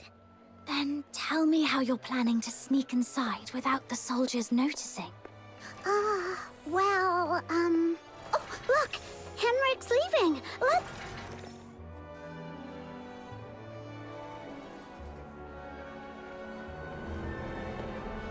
Where are you going, sir?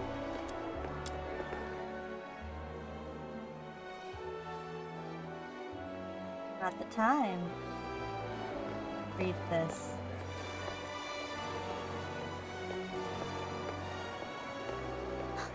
Flowers of solicitude. It's a flower shop. Wait, is he going on a date? Let's grab a seat across the street and wait for him to come out.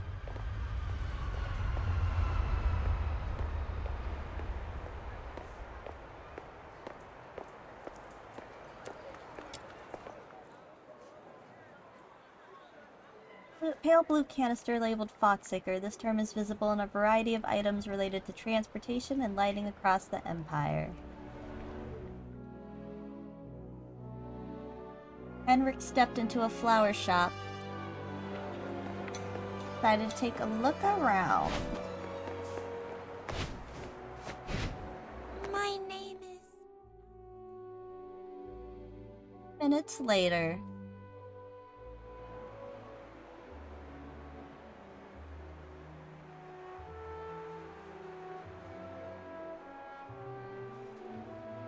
There he is.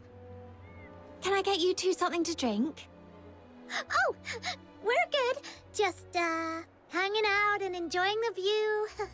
Isn't the sunlight lovely tonight? Well, nothing pairs with a good view like a good drink. We've got all kinds of coffee, Ice Lake's own boreal berry juice. Oh, and how about our newest special, rich, creamy pickled herring soup?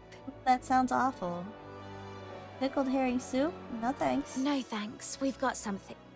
Wait, where's Henrik? Oh, I think we lost him. Oh wow, we're stuck. Let's ask the florist and try our luck. My My name is Annie. Wait. Annie? Annie. I know your mom, and she's looking for you. We're gonna keep track of you.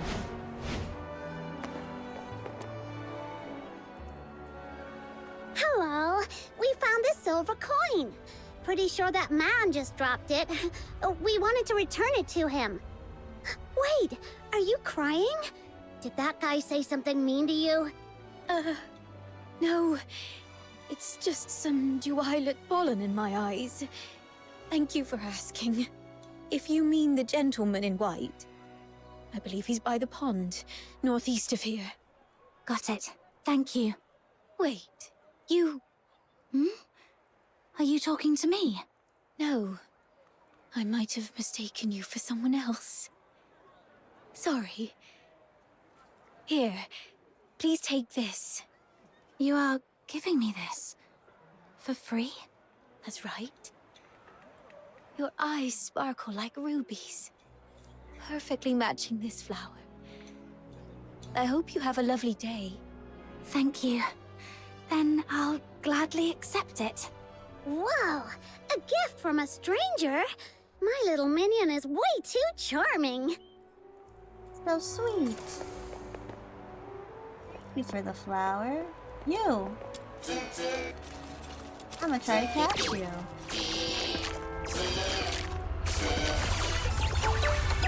Nice.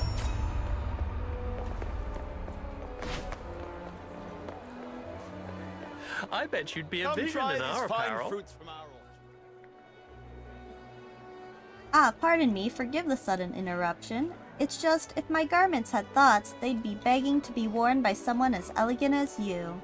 I couldn't bear to let you simply walk past, they'd be heartbroken. The man before you carries himself with an aristocratic air. He's slender yet poised, with warm, smiling eyes that instantly put you at ease. Can I actually afford anything in here? Of course, do browse our catalog. If anything catches your eye, you're more than welcome to try it on. You take the catalog he offers. It's filled with a dazzling array of designs. Time to treat yourself, and a new dress outfit feels like the perfect place to start. You point to a vibrant piece. What a pity that one was made to my own measurements, so it's not available in your size. But that's the one I want. Why don't you model it for me?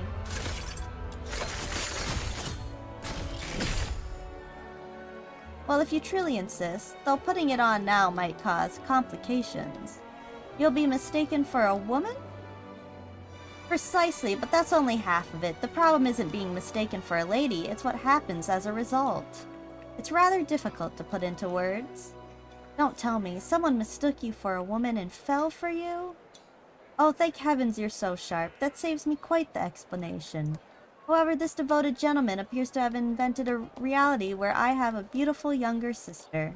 I hadn't the faintest idea about the misunderstanding I caused until a sweet Luno turned up at my shop and dramatically recited his love letters to me. Every time he sends that poor Luno to deliver his love, I have to claim my sister is out on some errands. It's become routine. Then why not just tell him the truth? Why, because it's rather fun, isn't it? Your lovely headscarf, as sweet and tempting as the boreala berries in my garden. Your scarlet dress burns as hotly as a flame root, making me sweat with nerves. Whatever I wear, 2 days later a review in that same peculiar style arrives. His metaphors may be a tad rustic, but they're oddly insightful critiques. That style sounds quite familiar.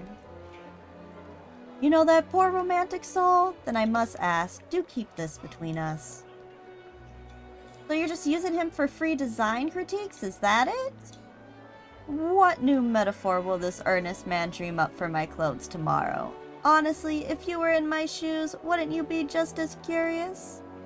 Lately, though, his words have become less direct, hesitant, as if he's having doubts about some elusive dream. Perhaps I should offer a subtle reply at just the right moment, enough to keep his interest without letting him get too close. You're absolutely reveling in this, aren't you? Come try I bet you'd be a vision in our apparel. Messing with this poor guy.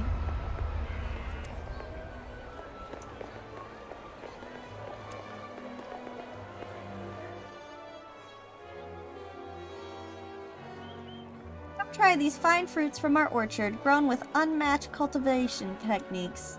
Fancy a few, finest seeds, top-tier fertilizer, all greenhouse grown right here, full of flavor and packed with goodness. Must be tricky learning how to raise things in a greenhouse. It's my grandpa's technique. Didn't want anything to do with it at first, but after I left the army, I came around. You served? Val, that's me, 1 soldier, work of 3, top of my unit. But I got injured and couldn't keep up anymore, so I took an early discharge. These days I've learned it's the quiet life that really matters. Grow good fruit, meet a good lass, sounds like a fine life to me. Anyone caught your eye? A flicker of light dances in his eyes and a smile plays on his lips, but it quickly gives way to confusion. Well, there is someone, but I've only seen her from behind. All this time and I still haven't said a single word to her. I'm worried I'll scare her off if I just go up to her, so I asked Lunalaz to pass on a message, but I've got the worst luck. Every time Lunalaz goes, she's not in. You're direct, and I appreciate the thoughtfulness behind it. Haha, now you're just embarrassing me. Say, you look like you know your way around words. Mind helping a rough fellow like me clean up a line or two? Can't seem to get it right. Please go ahead, I'm ready to listen. Ahem. My feelings for you keep growing warmer, warmer than a greenhouse in the dead of winter. When will you see that my heart is like a ripe fruit, just waiting to be picked? Please accept me, my dear. Don't let my love rot on the ground like fallen fruit. So what do you reckon? Anything I can improve? Very few and very sincere. I'd say leave them just as they are. Really? That's brilliant! I'll take that as a good sign. If it works out, swing by for some fruit. I'll give you the biggest discount ever. Haha. Come try these fine fruits from our orchard. Through the window of the boutique named Looks Galore, one can see an elegant long dress. Each piece of fabric is expertly tailored, accentuating the wearer's beautiful figure and grace, perfectly suited for someone like Harlan. I bet you'd be a vision in our orchard. Good luck chasing your woman. Good luck pretending you have a sister.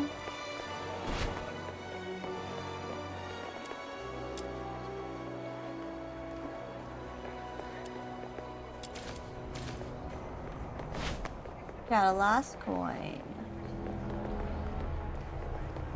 Okay, to the pond. What is Henrik up to? I hope it will bring...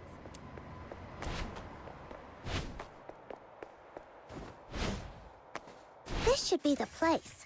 Yep, there he is!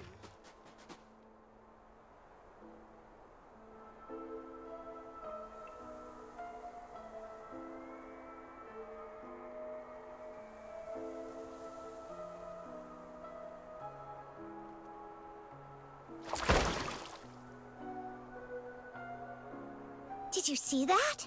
Henrik just threw something in there. This has gotta be his horrible secret. You stay here. I'll go fish it out.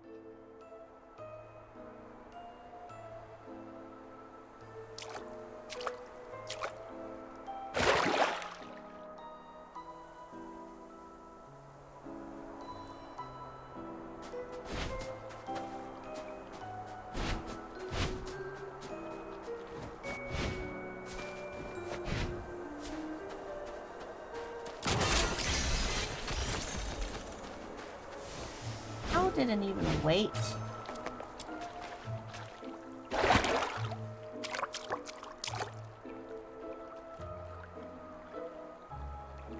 Now comes the most exciting moment! Through great trials and hardships, the Demon King and her minion finally retrieved a precious treasure from the deep waters. With hopeful hearts and anxious breaths, they opened the box, only to find... Huh? It's empty!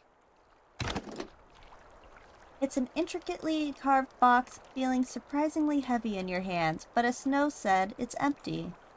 Not completely empty though, there's some sort of residue. Seems to be some slimy powder resembling salt. Most of it has dissolved into the water, but a small amount remains at the bottom of the box. No, it's not really empty. It previously held something. Some sort of powder, perhaps. Powder? Why would Henrik bother to put a box of powder in the water? That's so strange. No idea, but something feels really off. Let's go back and see how Outsider is doing. Alright.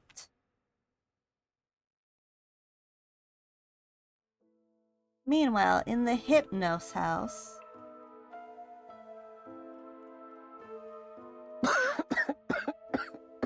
Uh-oh. I got all covered in soot. Fina's going to make a fuss about it when I get home. Anyway, finally made it in.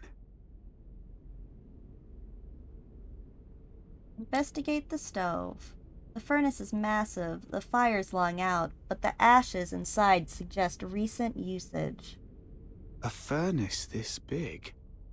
No way it's for cooking. And it doesn't look like a heater either. So what was it burning? Could it be... My brain went right to bodies. But no assumptions.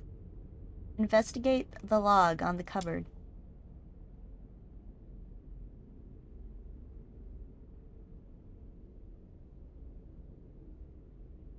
The Slumber Project. What's this? September 3rd. Carolina Brown. October 29th.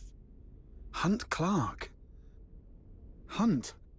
Don't tell me he's already... November 25th. Psyche Frey. Mr. Henrik, you're back. Here's a cup of hot water for you to warm up a bit. Drat. Henrik's back.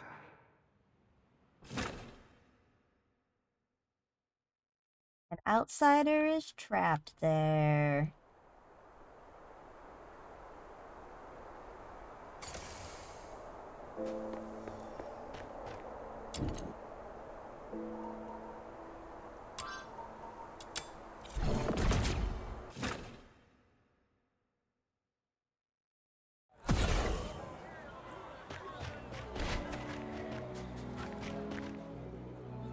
Are you saying Psyche is in danger?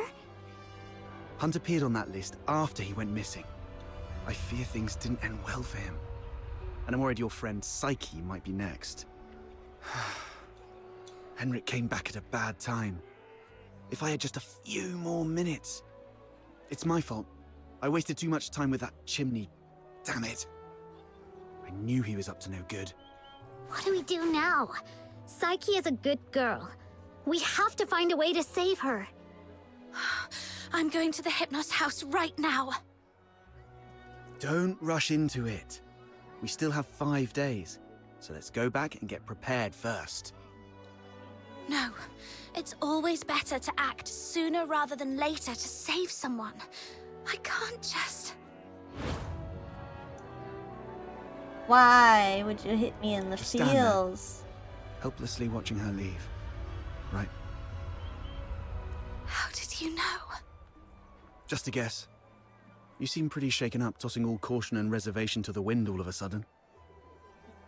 She means a lot to you, doesn't she? Imagine being thrown into a foreign land all alone, feeling unwanted and helpless. Then someone reaches out and encourages you to hang in there for good things to happen. If this person were in danger, you'd do anything to help too. Maybe you're right. The bitterness of failure after trying beats the endless regret of, why wasn't I braver back then? But remember, being brave doesn't mean acting recklessly. Being brave is saying, I'm aware of all the possible endings of this path, and I accept them all. Then I tread this path with no regrets, and nothing will change my mind. Thank you. I've calmed down. I'll make some preparations. But tomorrow, I still need to go see Psyche. Don't worry, I've eased things with Henrik. I'll just pretend I don't know anything. Okay. We'll also need a plan after we rescue those lodgers. You're not familiar with Ice Lake, so I'll handle that.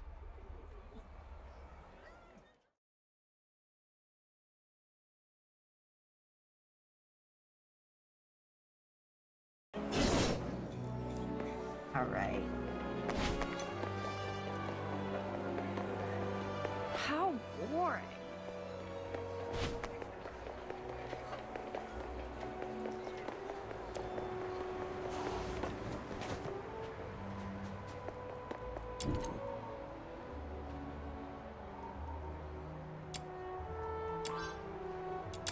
There we go.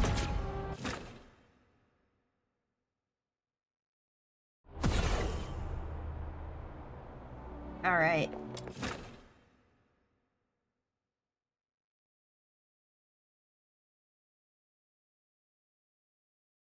Got to act casually when I see Psyche, to avoid suspicion.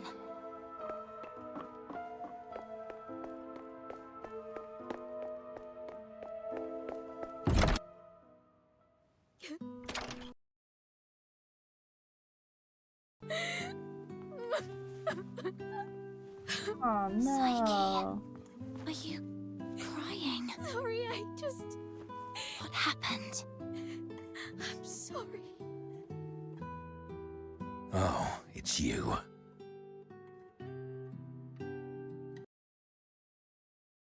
What's going on? What happened to Psyche? She's sick and needs treatment. And she needs some time to rest. It's nothing serious, but please leave her alone for the next few days. Psyche, would you like to go out for a walk with me? Let's go outside for some fresh air. Don't be afraid.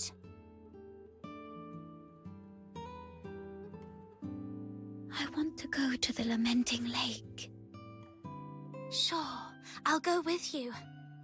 Mr. Henrik, may I go out for a walk? Don't worry, it won't take long. I promise to come back shortly. Go ahead. But remember what I've told you. Otherwise, you know what will happen. I understand. If anything happens to Psyche, you won't have a second chance to leave Ice Lake. Keep that in mind. Well, he must be trying to heal everyone, but it must be, like, dangerous in some way, too.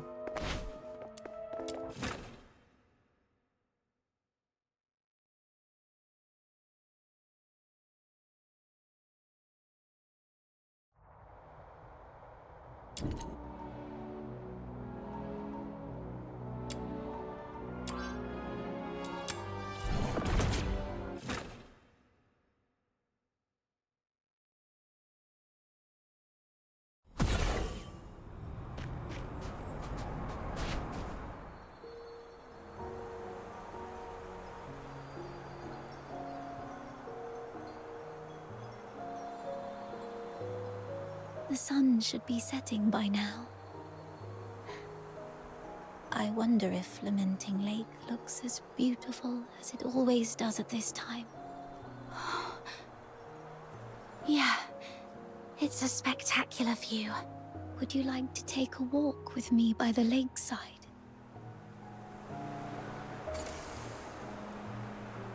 Just seems so Be careful. sad. The snow's a bit thick here. Could you go first, then? Where does this river lead? I'm not sure. Maybe to the ocean? No. That can't be right. I remember reading that ocean water is salty. So, If this river connects to the ocean, shouldn't it be salty too? When I tried the water here before, it wasn't salty at all. Really? Let me try. What's wrong? That's freezing. Yeah, I'm about to say, cold? My whole mouth just went numb. There is ice everywhere. Let's head to the lakeside. When I was little, I thought if I just kept running, I'd leave Ice Lake behind. But no matter how far I ran, the lake never ended. This flower looks familiar. Really? Let me feel it. Ah, it's a star frost. Though the petals are smaller and the scent fainter, it's the same kind as the pot of flowers in my room. Would you like to pick it as a keepsake? No. Just knowing it's here is enough for me.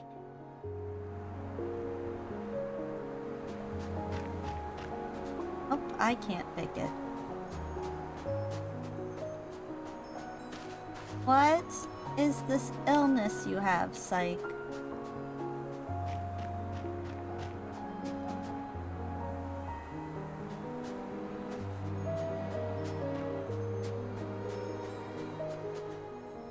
It sounds like a steam whistle. Is there a train passing by?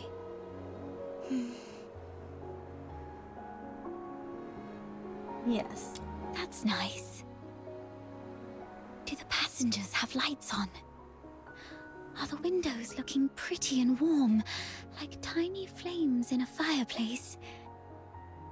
Psyche, when did your eyesight start to fade? When was it? I don't really know. I thought it'd be the same as before. Just blurry for a while, and then it would go away. But now it just... Let's not talk about that.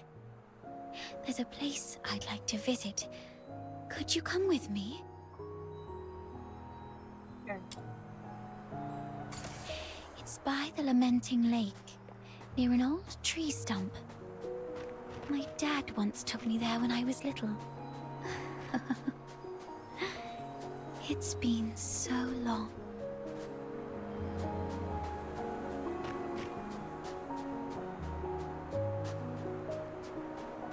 Here we are.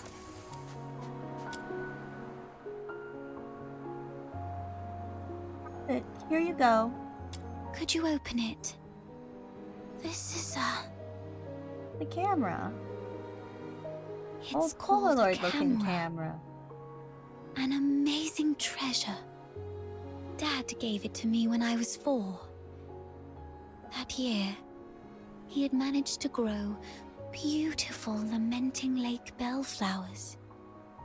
A wealthy man from the inner city loved the flowers and gave this camera to Dad, which he then gave to me as a birthday gift.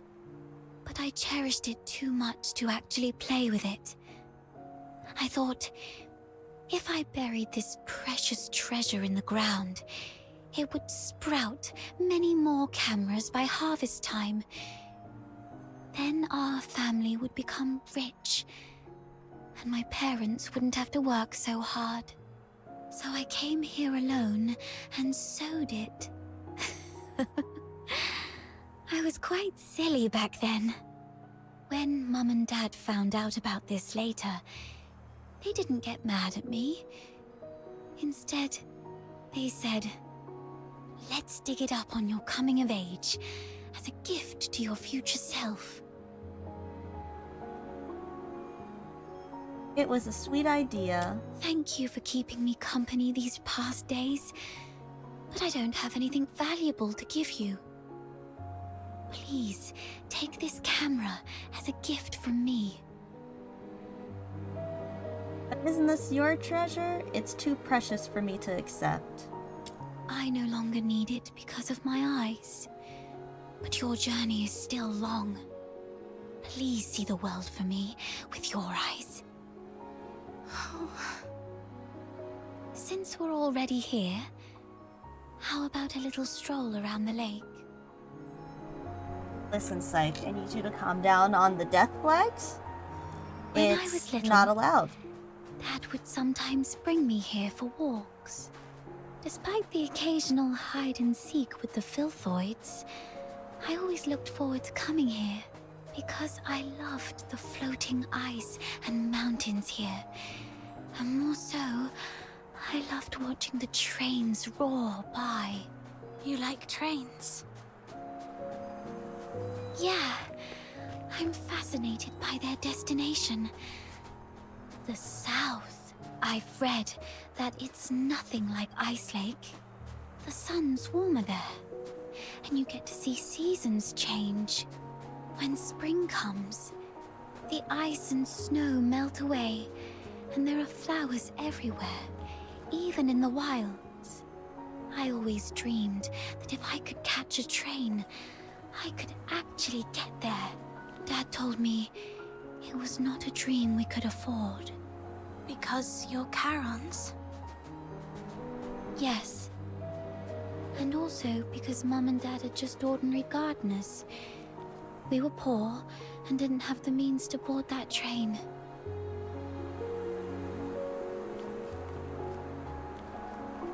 Hi, Sal. I am having a good day. How are you? Are you having a good day so far?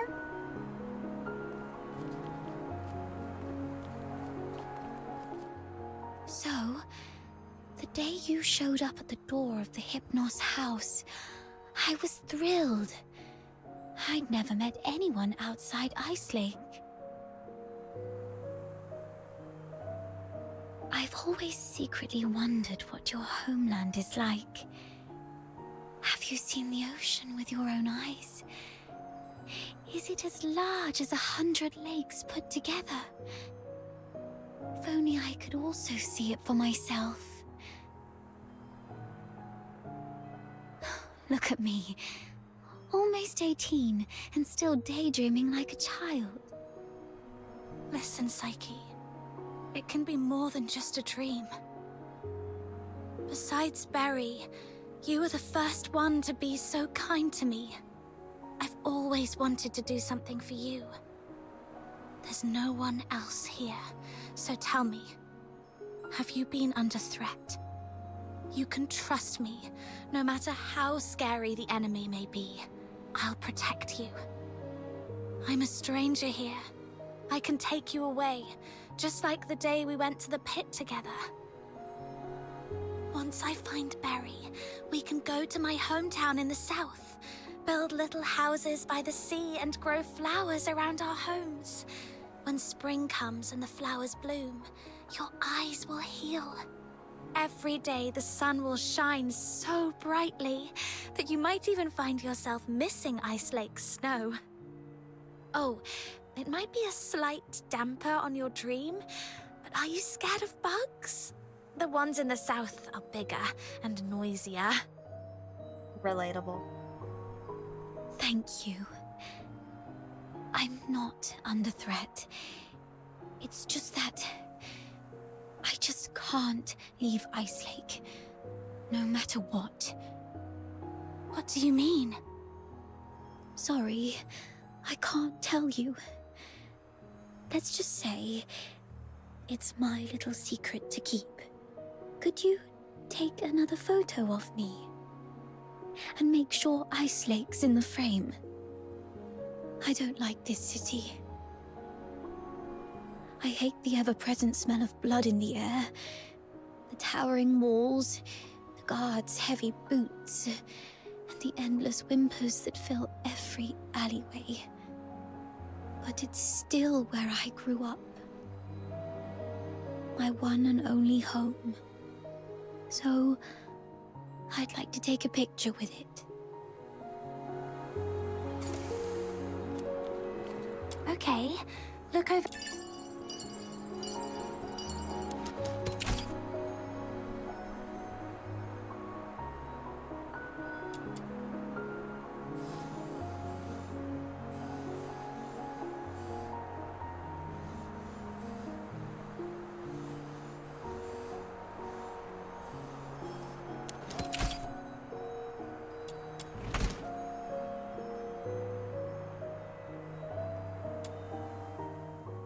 say cheese. Let's take another one. 3, 2, Henrik. 1. Psyche! Henrik. It's not safe outside the city. You've been out too long. Sorry. I'll head back now. Psyche, keep in mind what I said. If you decide to trust me, meet me by the signpost south of the Hypnos house at 2 a.m. Goodbye.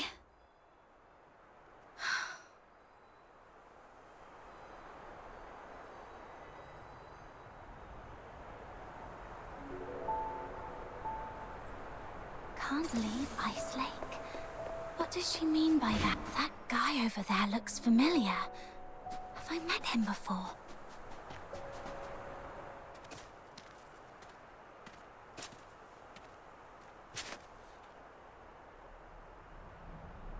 The guy earlier? Uh-oh. Who goes there? Stay back, or I'll shoot.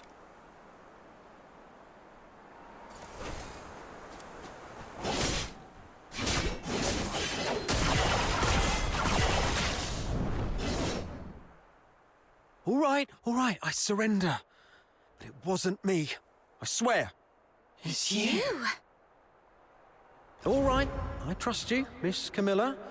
But remember, keep a close eye on this kid and don't let her stir up any trouble in town. If the chief finds out about this, we'll both be in for it.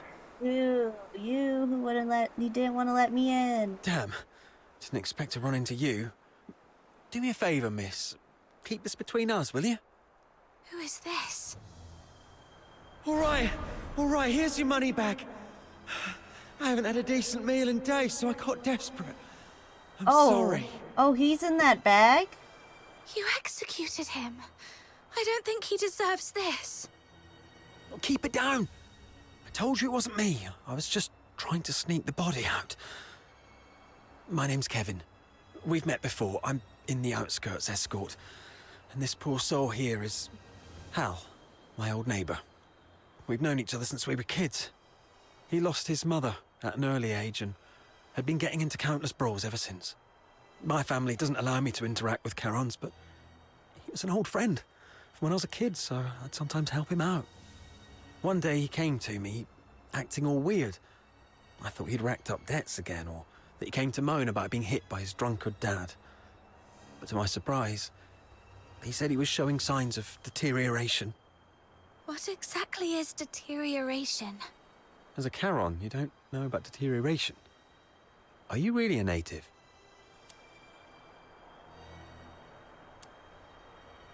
I'm from the backwater village. We're rather uninformed.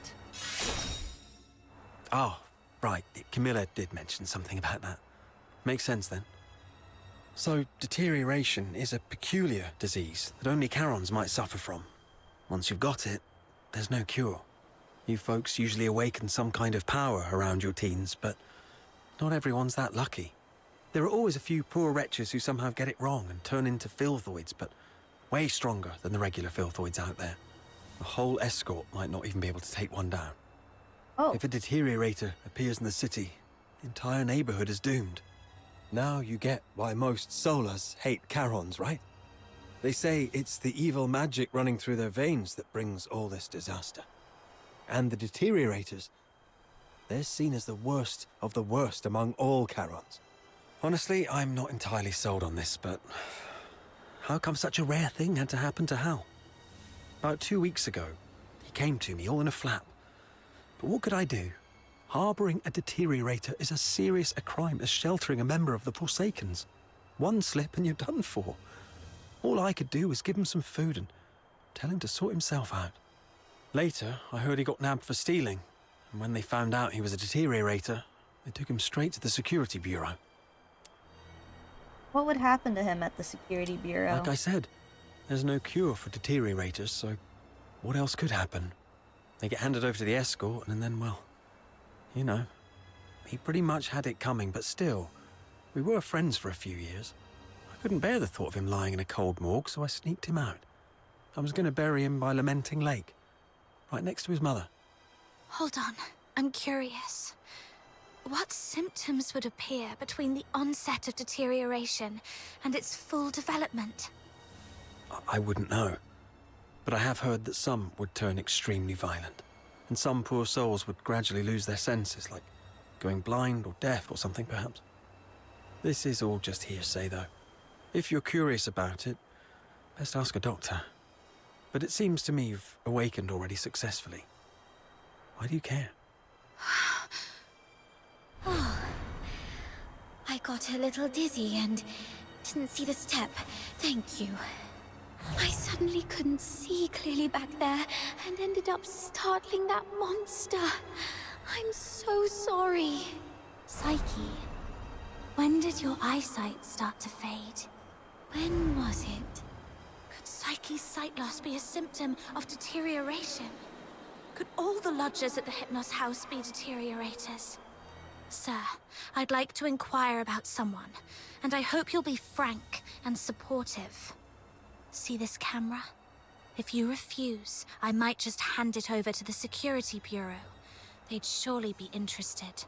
Come on, cut me some slack. If you're digging for some military secrets, you don't need to corner a mere foot soldier like me. I'm basically just a gatekeeper. Do you know anything about Henrik Ethelred, the owner of the Hypnos house in the north of the city? I mean anything about him. I'd like to hear it all. Henrik Ethelred? Isn't he just an inn owner? My superior does have some connection with him. He's got a bit of a history, but has been a law-abiding citizen these past years. Oh, that man's got quite the temper. Not a rare occasion he's shut the door on travellers, but that's just how he is. Even back in his proper job days, he wasn't a nice guy either. Though at least back then, he had his family to keep him in check. Let's elaborate on his history. Well, it was, some 14, 15 years ago. Henrik Ethelred committed a murder up in Scarlet River, Flagson. The victim was a Charon, one with signs of deterioration, as I just said. Not a major crime, though, so he only served a few months before getting released. Why would he do that? I don't know, but everyone would fear and despise a deteriorator, I guess. I just heard this from my superior. It's been a long time and it didn't happen locally, so don't hold it against me if I've got some details wrong. Elaborate on his proper job. The older folks in Ichelake all know that Henrik was once a renowned doctor. Quite the skilled medic he was. Even the nobles from the inner city would go to him. But then something happened, and he shut down his clinic at the height of his fame, only to reopen it as an inn a couple of years later. Come to think of it, that was right around the time he got in trouble in Scarlet River. Elaborate on his family. He had a wife and a daughter. They were just an ordinary family of 3. But then his wife passed away quite early, and he raised his daughter on his own. As for his daughter, what's her name? Heidi, Haley, I don't quite remember. Anyway, she went on a trip to Scarlet River with Henrik, but never returned with him. He never talks about his daughter. One year my superior asked about her over drinks, and Henrik just smashed his glass and stormed off. I swear, I've told you everything I know. Can you please let me off now? Just give me the film. Damn it. You look nice. How could you be so cunning?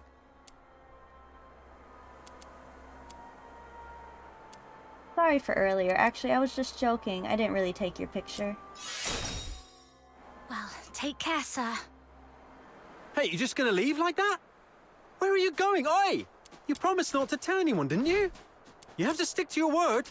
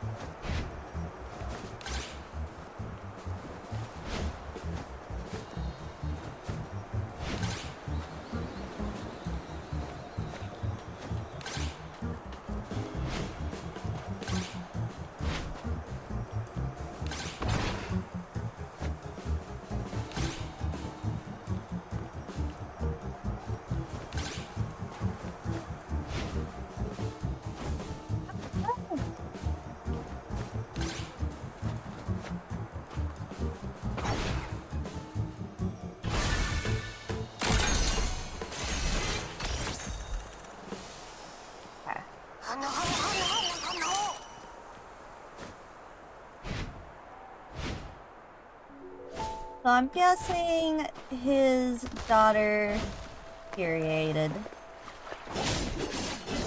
And now he's trying to find a cure.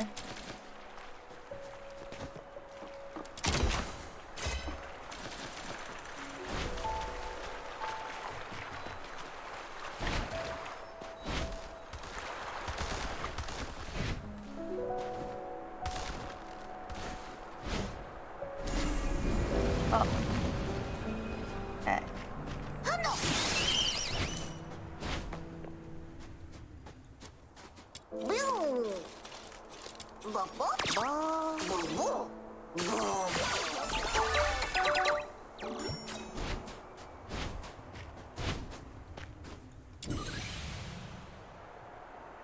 Okay. Let's...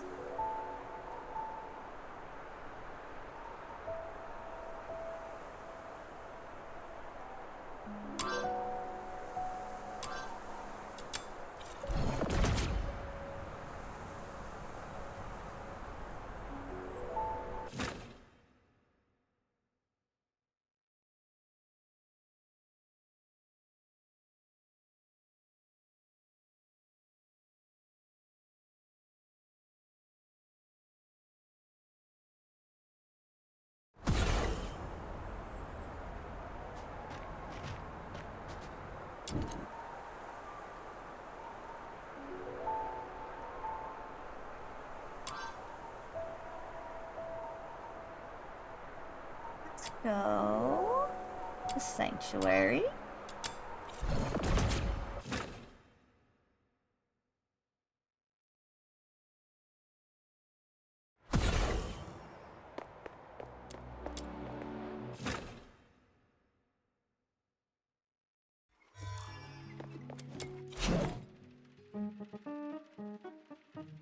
Have you come across any treasures lately? Show me, and I might forge a truly extraordinary weapon out of it!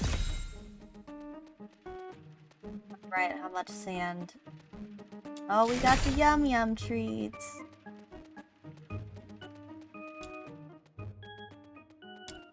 Got any foraging plans, kiddo? Hee hee! My hammer is eager to unleash its might!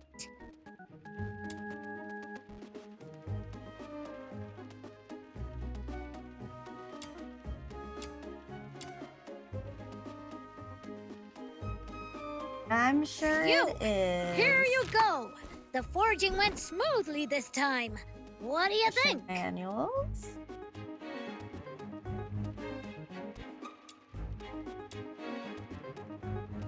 Should be good for now.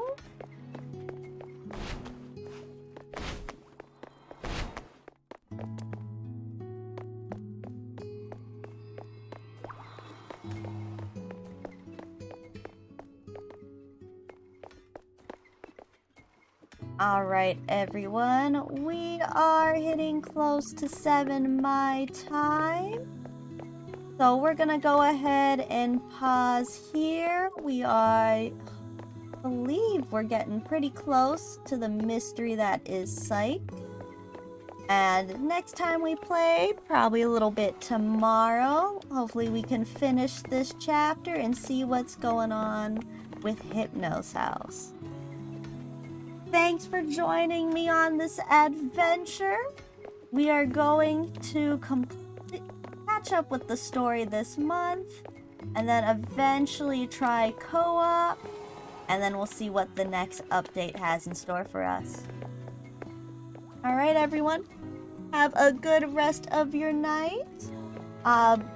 My friend Mello is having her subathon tonight and will be streaming Backseat Drivers with Devin in Distress at 10. And I will be back online tomorrow continuing the Puzzle in Sync game at 12:30 Eastern Time. Alright. And this is Angry Sunshine, signing off.